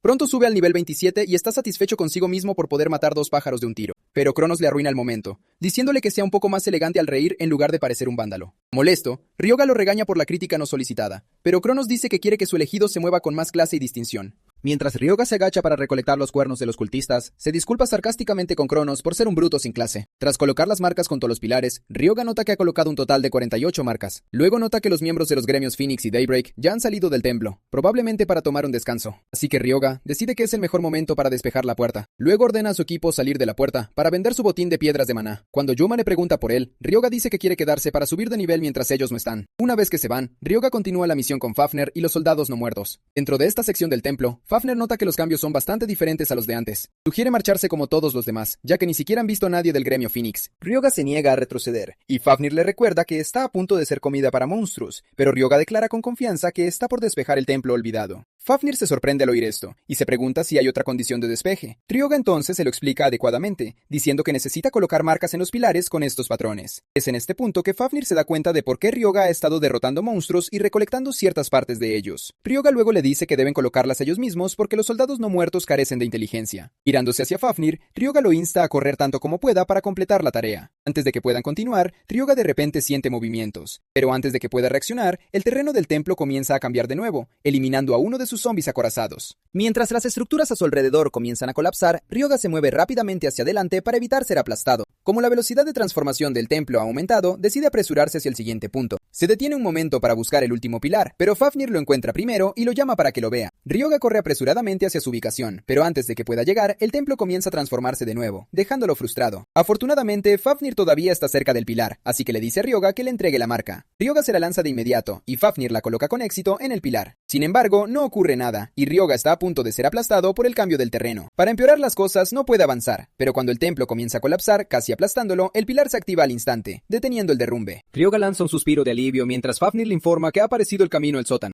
Ryoga se siente aliviado mientras marchan al sótano porque ya pensaba que estaban acabados, ya que el pilar tardó una eternidad en activarse. Luego le dice a Fafnir que se prepare porque el verdadero desafío comienza ahora, y Fafnir estira sus brazos con confianza mientras se dispone a derrotar al llamado jefe final. Unos momentos después, el dúo llega a la entrada de la sala del jefe, hogar del guardián de la muerte Komenjan. Incluso antes de abrir la puerta, Ryoga ya puede sentir una aura ominosa que emana del interior. Mientras empuja la puerta con cuidado, un rugido estruendoso estalla desde adentro. Ante él se encuentra el guardián de la muerte Komenjan, un híbrido espantoso creado al fusionar a un cultista caído, varios mímicos de máscara y un ojo demoníaco. Fafnir y Ryoga sienten repulsión instantánea por la monstruosa criatura, y sin vacilar, esta lanza un ataque contra ellos con un láser del ojo demoníaco y la maldición de la decadencia. Fafnir salta de inmediato frente a Ryoga para protegerlo y se prepara para contraatacar. Jurando no dejar que nadie lastime a su maestro, Fafnir bloquea los ataques sin miedo. Desafortunadamente, el monstruo desata una maldición oscura y la usa para atacar mentalmente a Ryoga. En cuanto la maldición lo golpea, Ryoga se agarra la cabeza con dolor mientras criaturas oscuras y deformes comienzan a inundar su espacio mental. Fafnir nota algo y lo llama varias veces, pero no obtiene respuesta. Al mismo tiempo, el monstruo que ha logrado filtrarse en la conciencia de Ryoga lo llama humano estúpido, diciéndole con gusto que muere. Pero para sorpresa de la criatura, Ryoga permanece ileso e incluso se burla en broma del monstruo por divertirse solo. Decidiendo unirse a la diversión, Ryoga activa instantáneamente Mente Clara para resistir los ataques mentales. Después, desata su bendición impura sobre el monstruo, haciendo que todas sus estadísticas disminuyan en un 20%. Mientras el monstruo jefe es debilitado por la bendición impura de Ryoga, Fafnir se fortalece con ella. Mientras arremete para acabar con él, el monstruo lanza varios ataques de láser oscuro, pero Fafnir los esquiva ágilmente. Mientras sigue disparando un montón de láseres, la voz del monstruo resuena diciéndole a Fafnir que deje de correr, pero al momento siguiente, Fafnir se le acerca por detrás, y activando una aura oscura, potencia su puño y perfora varios agujeros en el monstruo de un puñetazo. El monstruo jefe chilla de dolor mientras comienzan a formarse burbujas en las partes de su cuerpo donde Fafnir lo golpeó. Fafnir siente repulsión por la asquerosa vista, y su mano pronto comienza a burbujear igual que el cuerpo de Kamengan. Confundido, Fafnir contempla la asquerosa visión en su mano mientras intenta descubrir qué está sucediendo. El sistema le informa que el cuerpo de Kamengan se está colapsando debido a las habilidades, el ectoplasma y la piel sucia. Ryoga ya se había dado cuenta de lo que pasaba, así que otorgó bendiciones impuras a Fafnir, restaurando su cuerpo al instante. Tras restaurar su cuerpo, Fafnir comienza de inmediato a atacar a Kamengan sin descanso, usando la forma 7 de las artes de combate Kainik para propinar 10 golpes consecutivos. Continúa golpeando hasta que finalmente atraviesa al monstruo con el puño, haciendo que Kamengan grite de dolor. Kamengan entonces se agarra las piernas mientras se lamenta por el dolor, y también se pregunta por qué su maldición no funciona con Fafnir. Enfurecido, el monstruo intenta atacar a Fafnir, declarando que acabará con él, pero Fafnir esquiva el ataque fácilmente mientras se burla de Kumingen por ser demasiado lento debido a los agujeros en sus rodillas. Mientras Kumingen aún intenta asestar un golpe, Fafnir nota que sus rodillas se regeneran rápidamente. Entrando en pánico, rápidamente llama la atención de Ryoga, preguntando qué deben hacer con la velocidad de regeneración del monstruo. Sin embargo, Ryoga no está preocupado, y decide acabar con Kumingen de un solo golpe usando control óseo para atacarlo en el mismo lugar. Kumingen está enfurecido por esto, y su voz resuena jurando que acabará con Ryoga sin falta. Kumingen entonces saca su movimiento definitivo, desatando una fórmula de maldición llamada Ola Oscura. Fafnir simplemente bloquea el ataque con su mano, mientras Ryoga ordena a los zombies acorazados formar una formación defensiva a su alrededor. Pero en cuanto la Ola Oscura los golpea, los vaporiza instantáneamente en el lugar. Ryoga entonces carga hacia adelante, y antes de que Kumingen pueda reaccionar, coloca su palma frente a él para activar la cuña de retribución. Este movimiento sella instantáneamente el movimiento del monstruo, dejándolo incapaz de moverse. Con el movimiento de Kumingen sellado temporalmente, Ryoga ordena a Fafnir que lo remate. Fafnir activa de inmediato la forma 5 de las artes de combate Kainik, mientras salta hacia adelante. Desata el golpe demoledor de un solo impacto sobre el ojo demoníaco de Kamengan, derrotando al monstruo por completo. Tras la derrota, Fafnir gana una gran cantidad de puntos de experiencia, subiendo al nivel 6. Ryoga también está impresionado con los resultados, porque su propio nivel subió 2 puntos al ser un monstruo de nivel jefe. Cuando comenta que esto fue solo el acto de apertura, Fafnir le pregunta por la atracción principal. Mientras avanzan, Ryoga señala el altar detrás de Kamengan, donde el premio final aguarda sobre un pedestal. Al llegar al altar, Fafnir señala que la armadura es buena, y Ryoga está de acuerdo con él. Después de todo, era la legendaria armadura de escamas de dragón. Era un objeto de grado trascendente sin restricciones, y una durabilidad de 5000. Al parecer, la armadura fue fabricada con huesos de dragón, y puede autorrepararse. También se sintoniza con el maná del portador, y cambia de forma según su voluntad. Complacido con el botín, Ryoga decide felizmente aceptarlo sin dudarlo. Para su sorpresa, en cuanto pone su mano sobre la armadura, esta comienza a equiparse en su cuerpo. Mientras la armadura se sintoniza con su cuerpo, Ryoga no puede contener su alegría, y admite que es mejor de lo que esperaba. Se entera de que la armadura también proporciona resistencia física y mágica, y mejora la agilidad en un 10%. Fafnir está impresionado por la armadura, pero está más emocionado por darlo todo sin contenerse durante su sesión de entrenamiento con lanza. Explica que se estaba conteniendo en sus golpes por miedo a lastimar a su maestro, pero con una armadura así, ya no habrá necesidad de que Wes se contenga. Ryoga no puede evitar sentir que Fafnir parece feliz porque ahora tiene una razón legítima para darle una paliza. Fafnir se da la vuelta rápidamente para contener la risa, mientras niega la acusación. Jura que solo quiere esforzarse al máximo para fortalecer a su maestro, pero Ryoga no se lo traga. Tras probar la armadura, Ryoga la guarda en el anillo, anunciando que es hora de regresar. Justo cuando están por irse, algo cae del cadáver de Kamengan, captando la atención de Ryoga. Unos momentos después, se informa a los cazadores que el jefe del templo olvidado ha sido subyugado, y el portal se cerrará en 3 minutos. Todos están conmocionados al oír esto, y comienzan a preguntarse si Mireille de Phoenix despejó el templo. Alguien menciona que no puede ser Phoenix, o la prensa ya estaría pululando por aquí ahora mismo. Como no es Phoenix, se preguntan si es Kaishin de Daybreak. Poco después, Ryoga y Fafnir salen del portal, donde Yuma corre hacia adelante para informar a Ryoga que el templo ha sido despejado. Ryoga revela sin rodeos que él lo despejó, pero el cerebro de Yuma no procesa lo que dijo hasta 3 segundos después. Su cerebro entonces se bloquea otros 3 segundos, mientras intenta asimilar lo que acaba de escuchar. Finalmente, Yuma cae en la cuenta de que Ryoga fue quien lo despejó. Justo cuando está por gritar para darlo a conocer, Ryoga le tapa la boca diciéndole que su voz está muy alta. Yuma entonces se calma, susurrando y diciéndole a Ryoga que es el primero en despejar el templo, y que al anunciar esto se convertirá en una celebridad al instante. Ryoga le hace saber a Yuma que no le interesa que nadie sepa que él fue quien lo despejó, porque básicamente odia ser el centro de atención. Ryoga entonces menciona que añadirá la recompensa del jefe a la liquidación, pero el trío le hace saber que no participaron en la incursión, así que aceptar una parte no les parece correcto. Ryoga se sorprende de que Yuma ni siquiera le preguntara qué soltó el jefe. Al parecer, el jefe soltó una máscara de sombras, grabada con múltiples maldiciones, y un libro de habilidades, Emoción de la Caza, que permite rastrear una presa hasta 10 kilómetros. Ryoga está agradecido porque ni siquiera quería entregar los artefactos que obtuvo al final, por lo que pensaba compensar con dinero. Ryoga intenta convencerlos, pero Yuma le hace saber que ya han tomado una decisión, así que debería olvidarse de intentar convencerlos. Ya que ha obtenido lo que quería, Ryoga dice que es hora de irse a casa. Por otro lado, Kaishin se ha acercado a Mireille preguntándole si fueron ellos quienes despejaron el templo, pero Mireille le hace saber que no fueron ellos, porque se habría hecho público si así fuera. Kaishin expresa su frustración porque finalmente han terminado sus preparativos, y no entiende cómo pudo haber sido despejado ya. Mireille está más preocupada porque empieza a sospechar que podría tratarse de Ryoga. Sin embargo, no quiere creerlo y simplemente lo ignora. Poco después, regresan al taller y Reña corre hacia Ryoga. Ryoga le pregunta si Aragiri ha aparecido, y Reña confirma de inmediato que Ryoga fue quien lo puso en el centro de atención. Ryoga le hace saber que solo ayudó porque le preocupaba el marketing de las pociones. Reña grita, diciéndole a Ryoga que ha sido difícil para él porque han estado llegando muchísimos pedidos. Su teléfono no ha parado de sonar por todos los pedidos recibidos, y Reña incluso temió morir por el estrés. Ryoga le pregunta si no le gustó la estrategia de marketing, pero Reña aclara rápidamente que es una gran publicidad, aunque el estrés es abrumador. Ryoga le dice entonces que los resultados son lo que más importa, porque aunque muera de estrés, al final todo salió bien. Ryoga le pregunta por el progreso, y él menciona que ya solicitaron la patente de la poción de grado medio, así que estarán listos para la producción en masa muy pronto. Reña añade que los objetos que pidió también han llegado. Ryoga se alegra de escuchar esto, ya que sabe lo difícil que debió ser conseguir un orbe tan raro. Al parecer, es un orbe de oscuridad, y cuando lo usa un mago oscuro o similar, el poder mágico se amplifica. Ryoga le dice a Fafnir que se enderece, y Fafnir le pregunta si está a punto de tramar algo extraño otra vez. Ryoga coloca el orbe en su pecho, y le dice a Fafnir que deje de suponer cosas. Ryoga vierte su maná oscuro en el orbe, y este genera una energía extraña que fluye hacia Fafnir. Fafnir le pregunta qué está pasando, y Ryoga menciona que usa el poder del orbe para aumentar la tasa de sincronización entre su alma y el cadáver dragoniano. Sin embargo, aún no se ha completado, ya que está estancada en un 7%. Fafnir le pregunta por qué la sincronización sigue incompleta, y Ryoga responde que se debe a una simple verdad: morirá si el orbe se rompe. De repente, Ryoga lanza los orbes a la distancia, y Fafnir salta a toda velocidad, atrapando el orbe antes de que toque el suelo. Ryoga elogia su velocidad de reacción, diciéndole que parece que su velocidad mejoró gracias al aumento de la tasa de sincronización. Fafnir sostiene el orbe como si fuera un bebé, por miedo a morir si llega a romperse. Tras todo el alboroto con Fafnir, Ryoga se dirige a Yuma y su equipo, preguntándole si están dispuestos a recolectar monopiedras para él, y ellos aceptan. Ryoga saca entonces al jefe que derrotó en la mazmorra, diciéndole a Yuma que extraiga la monopiedra pero que mantenga intacta la forma original del cadáver. Yuma le pregunta si planea convertir el cadáver en un no muerto también, pero Ryoga dice que planea crear un golem. Yuma se sorprende al oír esto, y Ryoga le explica que su nivel aún no es suficiente para crear no muertos de alto rango, así que decidió hacer un golem. Es obvio que necesitará un alquimista y materiales, pero no le preocupa el alquimista porque ya ha conseguido uno. Básicamente lo que necesita ahora son los materiales. Ryoga se dirige entonces a la zona 0, que antes se llamaba Saiju Outlet, pero tras el gran cambio, se convirtió en una zona sin ley donde manda el dinero. Ryoga se dirige a un bar, y Fafnir le pregunta si está seguro de que es el lugar correcto, ya que parece un bar antiguo. Ryoga responde que tiene asuntos con la dueña, Madame Shuri. Para el mundo exterior, es solo la dueña de un bar, pero en realidad es una corredora que media en tratos clandestinos. Aunque por ahora desconoce su nivel de poder, cree que ella tendrá lo que necesita. Al entrar al bar, Ryoga y Fafnir encuentran cuerpos golpeados tirados por todas partes. Ryoga se acerca a uno de los tipos ensangrentados para preguntarle dónde está Shuri. El tipo responde, preguntando quién es él, pero Ryoga insiste en que lo único que quiere saber es dónde está la encargada. El sujeto responde, descaradamente, que no piensa decírselo, pero tras una rápida paliza, cambia de tono. No tarda en revelar que la mujer escapó hace unos 30 minutos, pero sus camaradas la están rastreando, así que no sabe más. Fafnir expresa su preocupación por encontrar a la mujer, ya que han pasado 30 minutos. Sin embargo, Ryoga le dice que no hay problema mientras activa la máscara de sombras para usar la habilidad de rastreo de almas. Con esto, Ryoga logra seguir el rastro del alma de la mujer y le dice a Fafnir que lo acompañe. Mientras tanto, se ve a Shuri corriendo por un callejón intentando escapar de sus letales asaltantes, pero parecen implacables. Al parecer, quienes la persiguen son de la organización Araña Roja, y Shuri se pregunta por qué la buscan si no ha hecho nada para ganarse su enemistad. Aunque no tiene idea de por qué la persiguen, sabe que nada bueno le espera si la atrapan.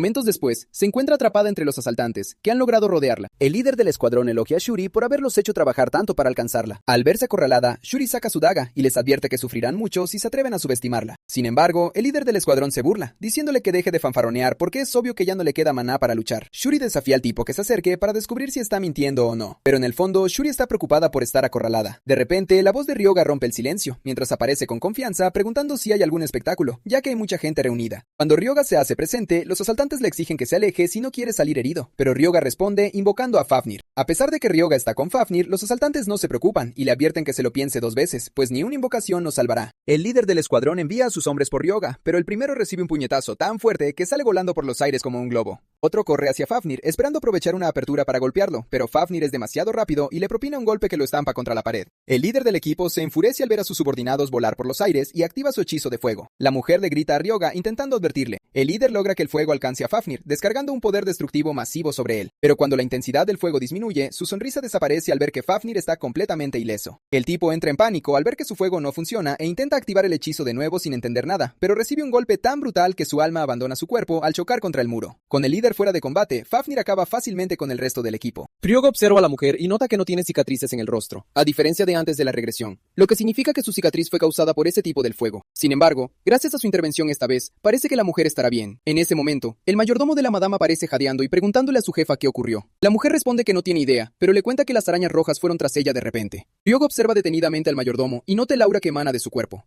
Ryoga puede ver que es bastante fuerte. El mayordomo le pregunta por Ryoga y Fafnir, y ella le aclara que ellos le salvaron la vida, así que obviamente no son malas personas. Ella le agradece a Ryoga una vez más, y él responde humildemente que solo vino por un trago, y al no ver a nadie, siguió a los villanos. Ryoga le pide a Shuri que se quede quieta mientras activa su habilidad de drenaje de vida para restaurar su salud. Shuri se sorprende al ser sanada al instante, y le pregunta a Ryoga si es un sacerdote, a lo que él asiente. Cronos no pierde tiempo en burlarse de Ryoga por usar sus poderes, y Ryoga le dice al viejo desvergonzado que tenga al menos algo de decencia. Después de esto, Shuri los lleva de vuelta a su bar, donde le pregunta a Ryoga si desea algo, y él le hace saber sus preferencias. Shuri se sorprende cuando Ryoga pide leche, y se ofrece a darle café si es que no bebe alcohol. Shuri cumple con lo dicho mientras le pregunta por qué vino al bar. Ryoga no se anda con rodeos, y le dice que quiere una entrada para la subasta clandestina. Al oír esto, Shuri decide darle su tarjeta de presentación en lugar de una entrada, diciéndole que si la muestra, nadie en la zona cero, aparte de las arañas rojas, se atreverá a molestarlo. No obstante, tiene curiosidad por saber por qué quiere ir a la subasta. Y Ryoga le explica que necesita un motor de maná, que es una herramienta que genera maná por sí misma, y se usa para crear objetos mágicos. Ryoga menciona que busca uno con una potencia de 3 estrellas o superior, y Shuri le dice que duda mucho que pueda conseguir algo así en la subasta clandestina. Ryoga suspira desesperado al oír eso, ya que si no lo consigue en la subasta, significa que tendrá que despejar un portal para obtener un motor de maná. Se está lamentando cuando Shuri le pregunta si le gustaría aceptar un encargo. Despejar el portal de la cueva de hormigas bajo el control de las arañas rojas, que usan como fuente de piedras de sangre. Ryoga se sorprende de que Shuri no pierda el tiempo, y ya esté buscando acabar con las arañas rojas que la atacaron. Básicamente, la recompensa por despejar el portal es un motor de maná, y Shuri se burla diciendo que ella nunca dijo que no tuviera uno.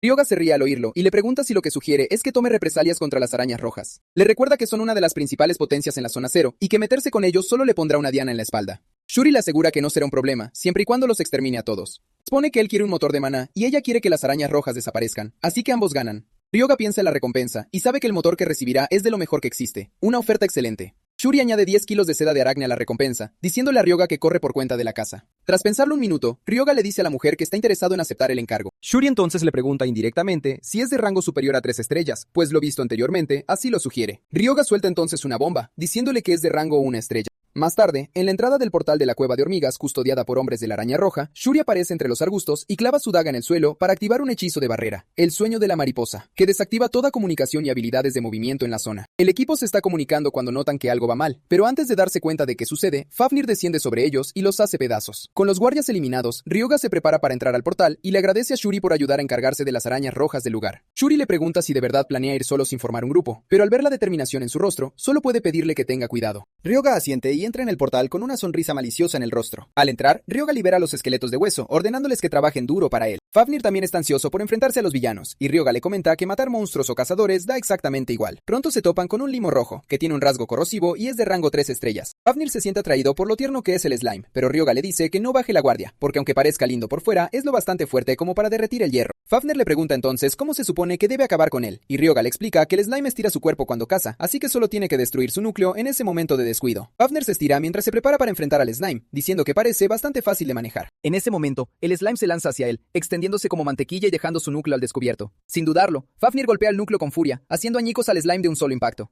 Ryoga lo elogia por acabar con el slime de un solo golpe, pero Fafnir le hace notar que no queda ningún cadáver, ya que se trata de un maldito slime. Fafnir aprovecha para burlarse de Ryoga, diciéndole que eso significa que su habilidad no servirá de nada allí. Fafnir se ríe de Ryoga, diciéndole que eso lo convierte a él en la estrella de esta incursión. Como el ego de Ryoga no le permite dejarse pisotear por Fafnir, le responde que simplemente usará el alma del slime si no queda un cadáver. Ryoga activa su poder y recompone al slime convirtiéndolo en un espectro. Fafnir se muestra curioso al ver esto, y le pregunta a Ryoga qué es lo que puede hacer ese fantasma. Ryoga responde que el espectro es capaz de aplicar debilidades y daño constante, así que decide mostrarle a Fafnir cómo funciona. Envía al slime espectral tras los slimes rojos activos, y al envolver sus cuerpos reduce su fuerza en un 2%, además de causarles fatiga. Los slimes se vuelven lentos de inmediato, y al ver lo efectivo que es el slime espectral, Fafnir se queda con la boca abierta por la sorpresa. Ryoga le aclara que ni siquiera hay muchos slimes espectrales todavía, y le explica que una vez que los efectos se acumulen, serán mucho más peligrosos. Ryoga le dice a Fafnir que se mantenga alerta hasta que tenga suficientes fantasmas con los que jugar. Al ver que Ryoga siempre encuentra una solución para todo, Fafnir suspira derrotado. Mientras tanto, el equipo de recolección de Red Spider está en lo profundo del portal y ha acumulado una gran cantidad de piedras de sangre. Básicamente cada piedra vale 1.200.000, lo que las hace sumamente valiosas. El líder del escuadrón, un tipo de cabello colorido llamado Kotetsu Osabe, ordena a sus hombres que nada falle, pues su última misión fallida contra Shuri fue un duro golpe para sus operaciones. De pronto se dan cuenta de que no ha habido respuesta de los que están afuera desde hace un buen rato.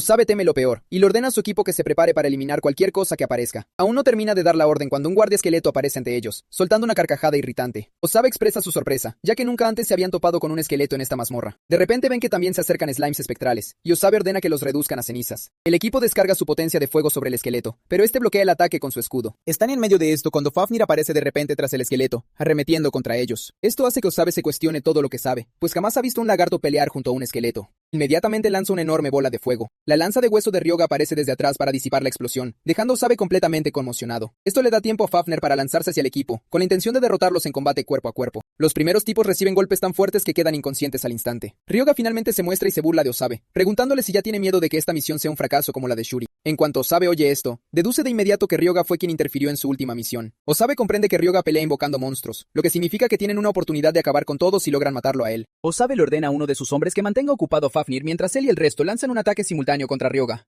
El sujeto acata la orden y arremete hacia Fafnir con su escudo, pero Fafnir no se contiene y le lanza un puñetazo devastador. El golpe de Fafnir atraviesa el escudo, pero en ese preciso momento, Osabe activa un hechizo que le inmoviliza. Fafnir se sorprende al ver una extraña cuerda atando su brazo derecho al escudo. El tipo se jacta de la magia vinculante, diciéndole a Fafnir que es una de las cartas del triunfo de Osabe. Fafnir intenta soltarse, pero se sorprende al ver que no puede retirar la mano. Mientras Fafnir lidia con la atadura, el resto del equipo carga contra Ryoga con sus armas en mano. Crono siente el peligro y le pregunta a Ryoga qué planea hacer al respecto. Ryoga solo sonríe a pesar del peligro, porque ya sabía que intentarían otros planes para detenerlo. En ese instante, lanza los slimes espectrales contra ellos, y mientras los slimes los atraviesan, sufren debilidades que van desde la reducción de fuerza hasta el desplome de su agilidad.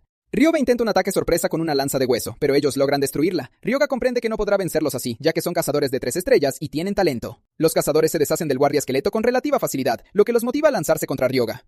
Ryoga procede a usar el control óseo y la habilidad de lanza de hueso para crear una lanza espinal, preparándose para enfrentarlos con la técnica que ha estado entrenando. El primer tipo recibe un golpe tan brutal que hasta Osabe se queda atónito, y Ryoga les dice con confianza que se preparen para ver los resultados de su entrenamiento. Uno de los cazadores está furioso de que un mago como Ryoga pueda vencer a un artista marcial, y arremete contra él con un mazo buscando destrozarle la cabeza. Sin embargo, Ryoga bloquea el ataque usando su habilidad de control óseo. El atacante jadea desesperado mientras mira a Ryoga con fastidio. Ryoga le dice con seguridad que alguien de su nivel no puede hacerle frente, pero esto solo enfurece más al tipo, quien se lanza gritando que no lo subestime. Usando de nuevo el control óseo, Ryoga desata una serie de ataques sobre los agresores. A pesar de todo, el sujeto logra asestarle un golpe a Ryoga, pero para su desgracia, Ryoga sale ileso mientras la lanza del atacante se hace pedazos. En un instante de total asombro, la armadura de dragón aparece en su cuerpo, dejando al atacante estupefacto. El tipo sigue en shock cuando Ryoga le clava el hueso roto en el cuello, eliminándolo en el acto. Le hace saber que en realidad lo atrajo a propósito. Y tras acabar con su oponente, Ryoga le grita a Fafnir que termine con lo suyo también. Fafnir finalmente decide ponerse serio, levanta su brazo izquierdo lo más alto posible y lanza un puñetazo mortal que le tuerce la cabeza al atacante antes de mandarlo a volar. Los demás se horrorizan al ver a su compañero siendo destrozado, pero Osabe los insta a mantenerse firmes y pelear en lugar de huir. Está animando a su equipo cuando Fafnir atraviesa el círculo mágico de Osabe de un puñetazo, rompiéndolo y estrellándolo contra un muro. Osabe choca contra la pared, furioso ante la sola idea de que podría perder contra un lagarto si las cosas siguen así. Antes de que pueda reaccionar, Fafnir se lanza sobre él y le propina una patada en el estómago. Osabe cae pesadamente al suelo, y Fafnir le restriega que es tan débil que ni siquiera debería dar la cara. Con todos derrotados, Fafnir le pregunta a Ryoga si está bien, y Ryoga, vistiendo su armadura de dragón, le asegura que no hay problema. Sin embargo, Ryoga admite que Osabe es bastante bueno, ya que pudo resistir a Fafnir hasta cierto punto. Como es fuerte, Ryoga no quiere desperdiciar a Osabe y procede a recolectar su alma para su propio beneficio. También recupera los cadáveres por si acaso y le dice a Fafnir que es hora de despejar el portal. Abre la puerta gigante que lleva a la sala del jefe y encuentran a un gran slime rojo esperándolos. El slime tiene 3 núcleos en su interior, pero todo termina en un abrir y cerrar de ojos. Momentos después, Ryoga y Fafnir salen del portal y Shuri se queda atónita al ver que lograron despejarlo. Ryoga le dice a la mujer que Red Spider fue bastante débil comparado con lo que esperaba de ellos. De hecho, el jefe fue aún más flojo, pues Fafnir acabó con él de un solo golpe. Ryoga le pregunta a Shuri si está bien quedarse con el objeto que soltó el jefe, y ella acepta. Ryoga le pregunta qué pasará con el resto de Red Spider, y ella le explica que ya deben haber notado el corte en las comunicaciones, así que es probable que actúen pronto. Siendo así, Fafnir no cree que sea buena idea quedarse sentados relajándose. Sin embargo, Ryoga le dice que se calme, pues está seguro de que Shuri ya tiene un plan preparado. Shuri sonríe confirmándolo y les pide a ambos que la sigan. Poco después, llegan al almacén de Shuri, donde le entrega a Ryoga el motor de maná prometido. Shuri usa su computadora para activar el motor de maná y mostrarle a Ryoga que sigue funcionando. Ryoga queda impresionado por la potencia de salida. No obstante, Shuri le advierte a Ryoga que si llega a encontrar alguna falla en el motor más adelante, ella no será responsable. Ryoga se lo recrimina, pero ella le aclara que el motor de maná es un prototipo, así que si hay problemas, básicamente ambos estarán en el mismo aprieto. Ryoga se decepciona al oír eso, pues planeaba hacer que Shuri le debiera un favor si el motor fallaba, pero parece que ella lo tiene todo previsto. Ryoga finalmente admite que no se quejará si algo sale mal, y le pregunta si puede enviar el motor a Saitama, a lo que Shuri responde que sí. Más tarde, Fafnir y Ryoga aparecen en el taller de Reña, quien corre a recibirlos expresando su alivio de que hayan vuelto sanos y salvos. Ryoga le pregunta por qué estaba preocupado, y Reña le recuerda que está tratando con el mundo bajo tierra, así que incluso si le dijera que volvió como un fantasma, se lo creería de verdad. Ryoga le responde que no se convirtió en fantasma, sino que atrapó a uno. Ryoga muestra con orgullo el espectro de Osabe, y Reña casi se orina en los pantalones al verlo. Ryoga lo regaña diciéndole que exagera, y Reña admite que cualquiera reaccionaría igual si un fantasma apareciera de la nada. Ryoga le dice entonces que se lleve bien con el fantasma, porque se verán muy a menudo. Reña grita de agonía, arrastrando a Fafnir como si quisiera salvarse, diciendo que le cuesta hasta ver películas de terror, ni hablar de un fantasma real. Ryoga ignora sus gritos y se aleja, diciendo que tiene que irse a dormir. Ryoga se tumba en la cama y se queda dormido al instante, pero de pronto se encuentra en un espacio extraño. El sistema le informa que debido al aumento de su divinidad como constelación, ahora tiene una audiencia en el Salón de las Estrellas. Ryoga es trasladado al Salón de las Estrellas relacionado con él, el gigante que desafía al cielo. Ryoga mira hacia el vacío preguntándose dónde está, y en ese momento, Cronos aparece ante él en su forma de gigante. Ryoga no muestra ni pizca de respeto, y regaña a Cronos por aparecer en sus sueños sin permiso. Cronos le hace saber que no está soñando, pues se encuentra actualmente en el Salón Estelar.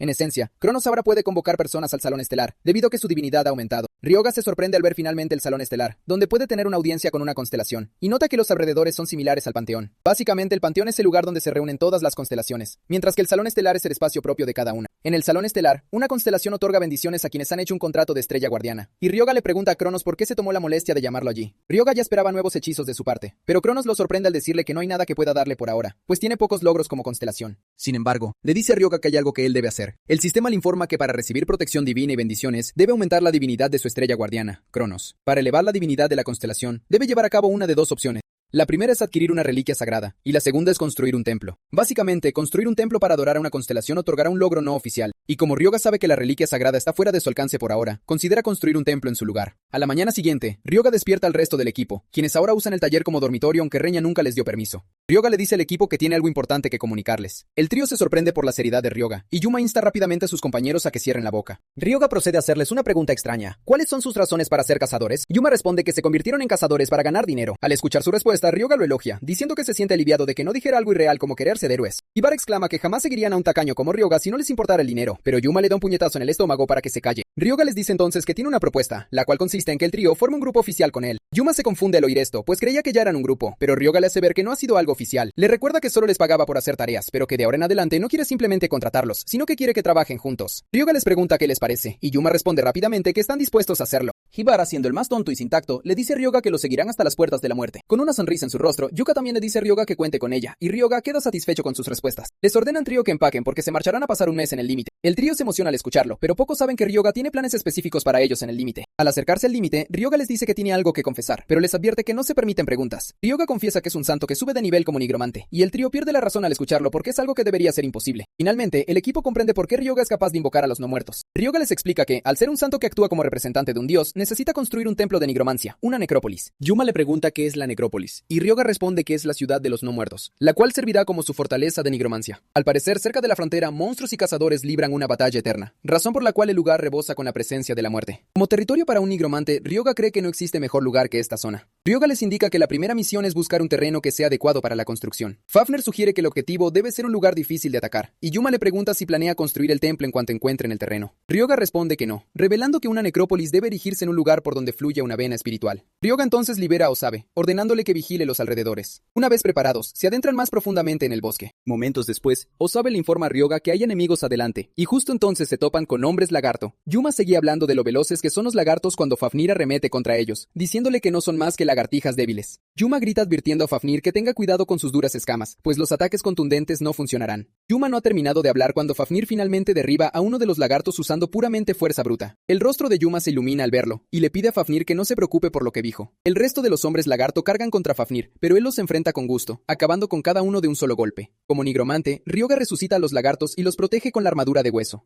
Ryoga les hace saber que los monstruos se reúnen donde fluyen venas espirituales fuertes, así que les pide mantenerse alerta al avanzar. Conforme se adentran en el bosque, encuentran más monstruos de los que se encargan con facilidad. Mientras Fafnir arrasa con los monstruos, Yuma y los demás recolectan las piedras de maná. Poco después llegan a un lugar que bordea un arroyo, y Ryoga les dice de inmediato que han encontrado el sitio correcto. Fafnir le pregunta si está seguro de la ubicación, ya que parece que el lugar va a destacar demasiado. Además, Fafnir no cree que los monstruos que habitan el lugar vayan a darles la bienvenida así como así. Ryoga le responde que están en el lugar perfecto, pues es un punto donde convergen las venas espirituales. Ryoga le dice a Yuma que dejará los preparativos del campamento a él y a sus compañeros, pero Yuma se preocupa por la cantidad de enemigos y pregunta si ellos no deberían ayudar. Sin embargo, Ryoga sonríe y le dice a Yuma que, ante un nigromante, el número de enemigos no significa nada para él. Ryoga activa entonces su control de huesos para demostrarle a Yuma por qué dijo aquello. Con casi ningún esfuerzo, los huesos empalan a los monstruos, matándolos al instante. Poco después, la horda de monstruos ha sido aniquilada, y Ryoga usa su habilidad para separar la carne de los huesos. Luego procede con el control de huesos mientras se prepara para erigir la necrópolis.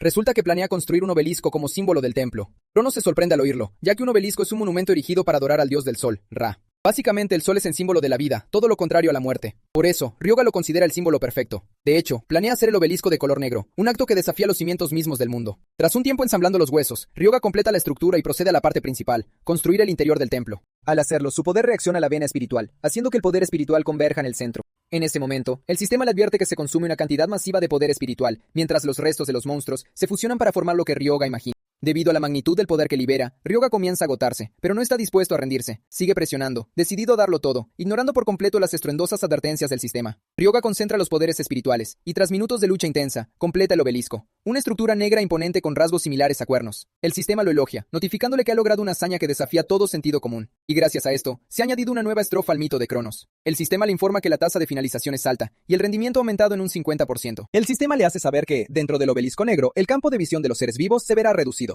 De repente, Yuma y los demás se ven envueltos en una densa niebla que nubla su vista. El sistema añade que las estadísticas de los no muertos han subido un 30%, y Fafnir lo confirma sintiendo el poder crecer en su interior. Ryoga ríe con nerviosismo al haberlo logrado, pero justo cuando va a presumir, el contragolpe por el esfuerzo lo golpea con fuerza. Tose sangre oscura, y antes de darse cuenta, se desploma contra el suelo y pierde el conocimiento. Fafnir se precipita hacia él con pavor, clamando el nombre de su señor. Poco después, Ryoga despierta en una tienda con un fuerte dolor de cabeza, y lo primero que ve es a Cronos. Cronos se burla diciendo que le sorprende que de verdad hiciera el templo, y añade lo irónico que es usar un símbolo de vida para la muerte. Ryoga sale de la tienda para contemplar su obra, y expresa su felicidad por haber logrado desafiar la lógica. Ryoga siente que su conexión con Cronos se ha materializado, y en ese momento llegan Yuma y los demás preguntando si se siente mejor. Ryoga les dice que está bien, que solo se esforzó de más, pero Yuma le advierte que se ve realmente pálido. Ryoga no quiere creerle, y simplemente asume que Yuma está exagerando. Yuma cambia de tema preguntando cuándo se despejará la niebla, ya que le resulta muy difícil ver. Ryoga comprende que es el efecto del templo lo que bloquea su visión, y registra rápidamente la información de ellos en el obelisco. Básicamente, las formas de vida registradas no se verán afectadas por la niebla cegadora que rodea el obelisco.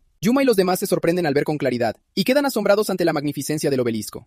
El sistema le informa a Ryoga que su rango de nigromancia se ha expandido, y ahora tiene 100 ranuras para almacenar no muertos. Básicamente, hasta ese momento, Ryoga solo podía mantener a Fafnir dentro del anillo de penumbra oscura, pero a partir de ahora, podrá almacenar también a los demás. Ryoga también comprende que es hora de fortalecer sus fuerzas de combate, ahora que ha recuperado el poder de Cronos. Ryoga se dirige a Yuma y a los otros, diciéndoles que es momento de que se vuelvan más fuertes. El trío se queda impactado al oír esto, y Ryoga les recuerda que son un equipo. Por lo tanto, deben fortalecerse, pues sería malo que lo único que supieran hacer fuera recolectar piedras de maná por siempre. Ryoga le encarga a Fafnir el entrenamiento de Yuma. Fafnir pregunta si puede usar el mismo método con él, y Ryoga le da vía libre incluso para intensificarlo. Yuma se desconcierta al ver que las cosas no van como imaginaba, pero obviamente no hay nada que pueda hacer al respecto. Ryoga comunica entonces que él mismo se encargará de entrenar a Yuka y a Hibara personalmente. Tras dar las instrucciones, el equipo se pone en marcha, y Fafnir lleva a Yuma a un lugar tranquilo para entrenar. Fafnir le pregunta a Yuma por su rasgo innato, y Yuma responde que la única habilidad que tiene es la defensa, añadiendo que sufre un retroceso tras bloquear un ataque. Entonces, Fafnir usa el análisis del ojo del dios marcial para comprobar lo que dice Yuma. Para su sorpresa, descubre que lo que sufre Yuma no es retroceso, sino una fuerza de repulsión. Yuma está confundido por esto, y le pregunta a Fafnir a qué se refiere con fuerza de repulsión. Fafnir le explica que es la fuerza que aleja dos objetos entre sí, y le pide a Yuma que le entregue su escudo por un momento. Fafnir se para frente a un árbol, y le dice a Yuma que esto significa que puede devolver cualquier ataque que reciba el enemigo en forma de onda de choque. En ese momento, Fafnir infunde el escudo con maná y golpea el árbol, destrozándolo finalmente casi sin esfuerzo. Yuma queda impactado al ver esto, y le grita a Fafnir, preguntándole cómo fue capaz de lograr algo así. Fafnir le dice que, en lugar de solo bloquear con el escudo, debe infundirlo con maná como si estuviera golpeando con fuerza hacia abajo. Fafnir le devuelve el escudo, y le dice que lo intente por su cuenta. Yuma se para frente a un árbol, y pone toda su concentración en infundir el escudo con maná antes de golpear el árbol. Esto libera una fuerza masiva que destroza el árbol, y también lo empuja hacia atrás, pero Fafnir está allí para atraparlo. Fafnir le dice a Yuma que infundió demasiado maná en el escudo, instándolo a usar solo lo necesario para evitar que su cuerpo salga despedido. Como ya le he mostrado a Yuma qué hacer, le dice que siga repitiendo lo que ha aprendido. Por otro lado, Ryoga está junto a Yuka e Hiba. Él les pregunta cuáles son sus habilidades, y Yuka menciona que su ataque principal es con ballesta y su rasgo es la resonancia. resonancia. La resonancia es un rasgo que vincula un objeto al usuario o a un miembro del grupo, y hace que este resuene. Básicamente, el maná fluye de la persona vinculada al objeto, aumentando así su poder. Cronos escucha esto y llega a la conclusión de que es una habilidad inútil. Incluso la propia Yuka cree que su poder es una basura, pero Ryoga le dice que a primera vista podría parecerlo. Pero le hace saber que, si puede usarlo adecuadamente, es un rasgo bastante útil. Ryoga entonces le entrega un libro de habilidades, y le dice que lo use, y Yuka se sorprende de que Ryoga le entregue algo de tanta importancia.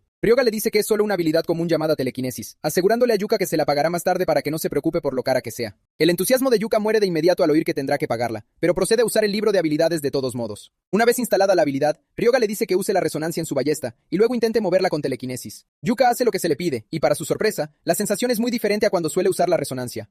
Ryoga le hace saber que es así porque la habilidad de telequinesis se apila sobre ella. Y como ya terminaron con eso, le dice que intente apuntar la ballesta al árbol que está a lo lejos. Yuka se entrega por completo al acto y lanza el virote que viaja a una velocidad increíble para liberar una fuerza abrumadora. Ibara queda atónito al ver esto, y Yuka le pregunta a Ryoga por qué el poder del virote también aumentó. Ryoga explica que es simplemente porque le está infundiendo maná adicional. Con curiosidad le pregunta a Ryoga dónde aprendió a hacer esto, pero no sabe que fue ella quien descubrió cómo funciona ese rasgo basura antes de la regresión. Ryoga entonces le dice a Yuka que siga practicando hasta que se quede sin maná. Como ya terminó con Yuka, se dirige a Ibara para preguntarle por su rasgo. Ibara responde nervioso que su habilidad le permite crear un inventario, pero que es decepcionante porque solo puede cargar alrededor de 1 kilogramo. Ibara le muestra a Ryoga su espacio de inventario, y Cronos se ríe de él por ser un cargador de equipaje mediocre. Sin embargo, Ryoga no está de acuerdo y le dice a Cronos que Ibara crecerá hasta convertirse en un talento abrumador. Al parecer, el número 2 de la casa Romanov, que poseía la misma habilidad espacial, era capaz de guardar todas sus armas en su inventario para sacarlas a pelear solo cuando fuera necesario. Sin embargo, el problema es que ampliar el inventario requiere beber un elixir que es increíblemente costoso. Ryoga entonces le dice a Ibara que va a corregir cómo usa su maná desde cero, así que debe dejarle el resto a él. Tras 2 semanas de entrenamiento intenso, el equipo se enfrenta a jabalíes furiosos, y aprovechando el entrenamiento recibido, logran abatir a los monstruos. El obelisco absorbe además las almas de los monstruos, ya que la necrópolis funciona tanto como territorio como templo. Ryoga felicita a Yuka y Yuma por ser capaces de batir a un oso acorazado sin que Fafnir tuviera que intervenir, lo que básicamente significa que su entrenamiento no fue en vano. Gracias a que el área fue designada como su territorio, Ryoga también logra subir de nivel y finalmente alcanza el nivel 50, momento en el que el sistema le informa que ha pasado a un nuevo reino. Ryoga también avanzó al rango de 2 estrellas, obteniendo un aumento del 20% en todas sus estadísticas. Se le informa entonces que la experiencia requerida para futuras subidas de nivel se ha cuadruplicado. Ahora que ha alcanzado el rango de 2 estrellas, Ryoga ha desbloqueado la capacidad de crear una mayor variedad de no muertos. Su poder ya no se limita a esqueletos y zombies, por lo que ahora puede levantar no muertos más avanzados como golems. Tras revisar su mejora, Ryoga llama a Fafnir y le dice que sea un buen perro guardián mientras él va a ver a Reña al taller. Fafnir se enfurece al instante por el comentario, pero Ryoga no presta atención a sus quejas y le ordena vigilar la necrópolis. Antes de que Ryoga pueda irse, Yuma le pregunta qué se supone que debe hacer el resto del equipo mientras él no esté. Ryoga pregunta por sus niveles actuales, y Yuma dice que está en el nivel 48, mientras que Yuka está en el 47 e Hibara en el 45. Les dice que se dirijan a Furuyuku para acceder a la zona oculta en el jardín antiguo. La puerta es de tipo fijo de tamaño medio, con una densidad de maná del 52% y un requisito de entrada de 1 estrella. Para entrar en los antiguos campos de prueba, Ryoga les dice que expriman una gota de sangre de chamán goblin sobre el corazón de un hombre rana. Una vez que accedan, deberán derrotar al Dragonian que está allí para demostrar su fuerza. Yuma y los demás quedan atónitos al oír esto. Y por si eso fuera poco, Ryoga quiere que luchen 1 a 1 sin depender los unos de los otros. Les recuerda que definitivamente no morirán si pierden el combate, pero que la paliza les dolerá de 1000 demonios. Luego les informa que pueden obtener una recompensa por superar la prueba, y los insta a dar lo mejor de sí. Tras escuchar las instrucciones de Ryoga, el trío intercambió miradas significativas antes de decidir arriesgarse. Mientras se preparan para partir, a Yuma le preocupa que sea demasiado difícil para Ryoga manejar las piedras de maná por sí solo,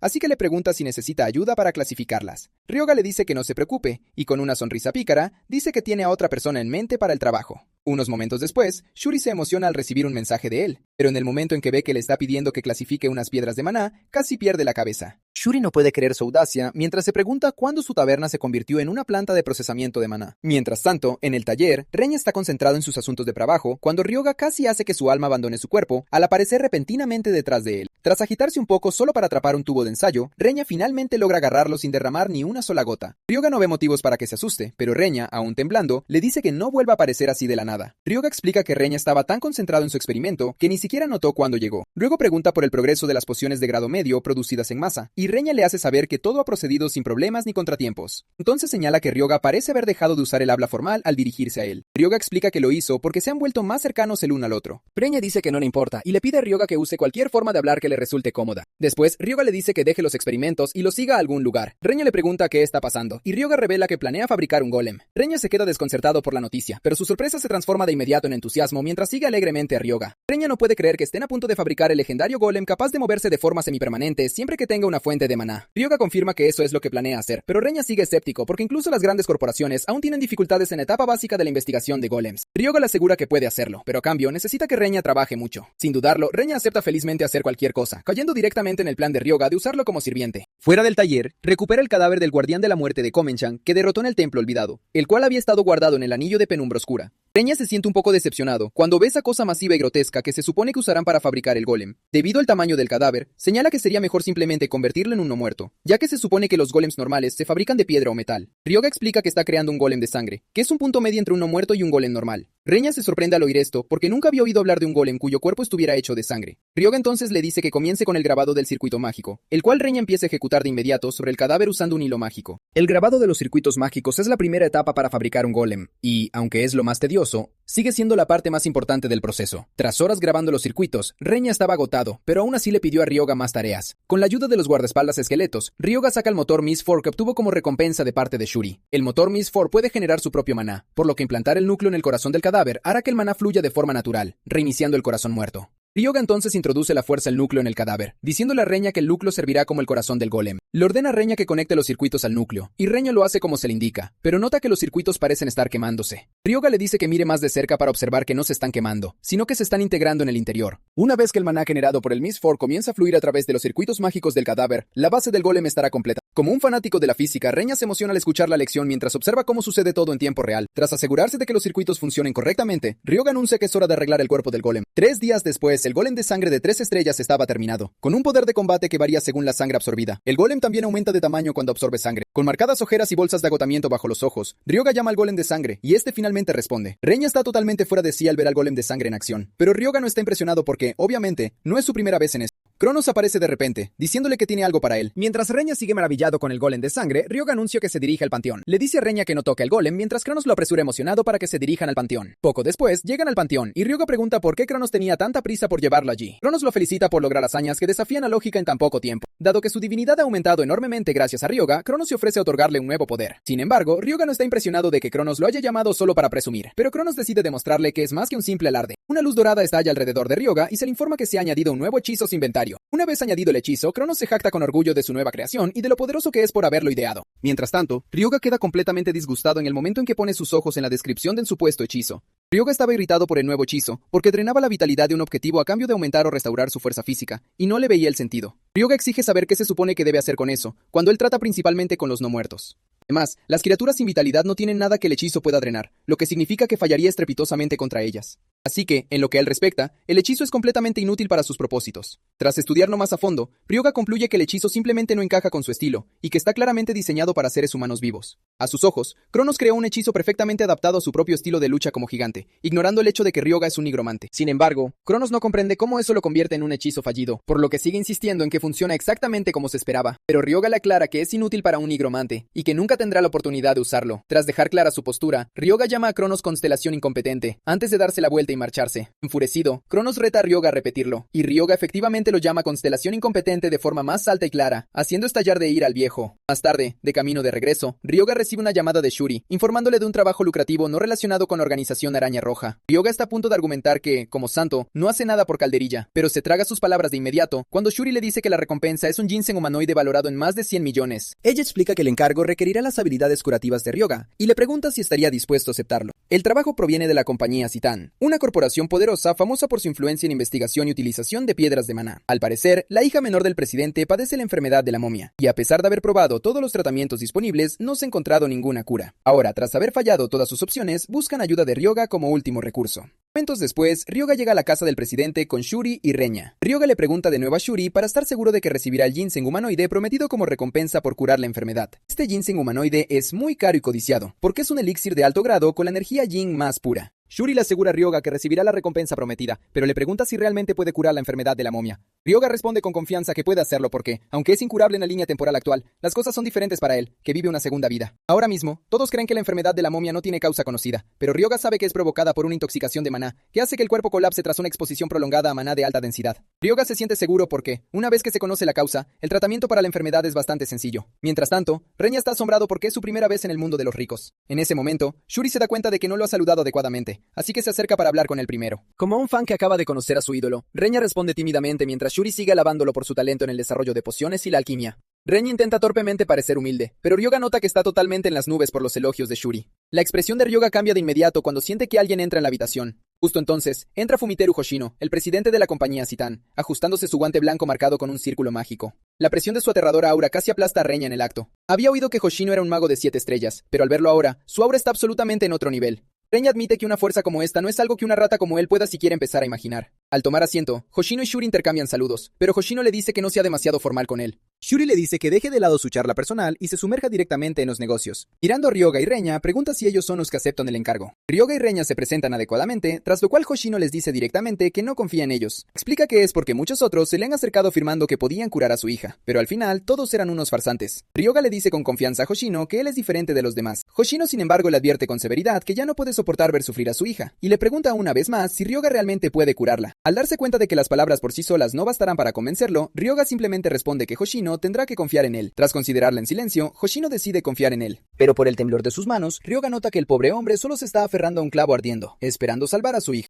Hoshino advierte entonces a Ryoga que, si no logra curar la enfermedad, debe estar preparado para perder la vida. Ryoga permanece completamente impasible ante la amenaza, pero Reña está muerto de miedo. Sabiendo que no tienen ninguna oportunidad contra un 7 estrellas, de inmediato empieza a preguntarse dónde podrá encontrar un lugar decente para su entierro. Unos momentos después, Hoshino los conduce a la habitación de su hija, donde se han colocado varios círculos mágicos para facilitar su recuperación. Ryoga le dice que retire todos los círculos mágicos, y cuando Hoshino exige saber por qué, explica que la enfermedad de la momia es una dolencia donde el maná estimula y contrae los músculos. Según Ryoga, podría parecer algo bueno restaurar su vitality con círculos mágicos, pero este remedio también estimula la causa de la enfermedad, haciéndolo completamente inútil para el tratamiento. Hoshino lo considera por un segundo antes de retirar todos los círculos mágicos. En el momento en que se retiran los círculos, su hija, Sara, recupera inmediatamente la conciencia y llama débilmente a su padre. Hoshino corre al lado de Sara con aspecto muy preocupado, y mientras le toma suavemente la mano, Sara le pregunta por las personas que están en su habitación. Hoshino simplemente le hace saber que ellos son los que van a curarla, así que le dice que aguante un poco más. Tras dejar que el padre y la hija tengan su momento, Ryoga anuncia que es hora de comenzar el proceso. Le dice a Reña que se encargue del círculo mágico de transmutación y coloque los monolitos. Reña acepta con firmeza y comienza de inmediato a colocar las piedras en su sitio. Ryoga entonces pone su mano en la frente de Sierra y la llama por su nombre. Inmediatamente, Sierra comienza a reaccionar al ritual.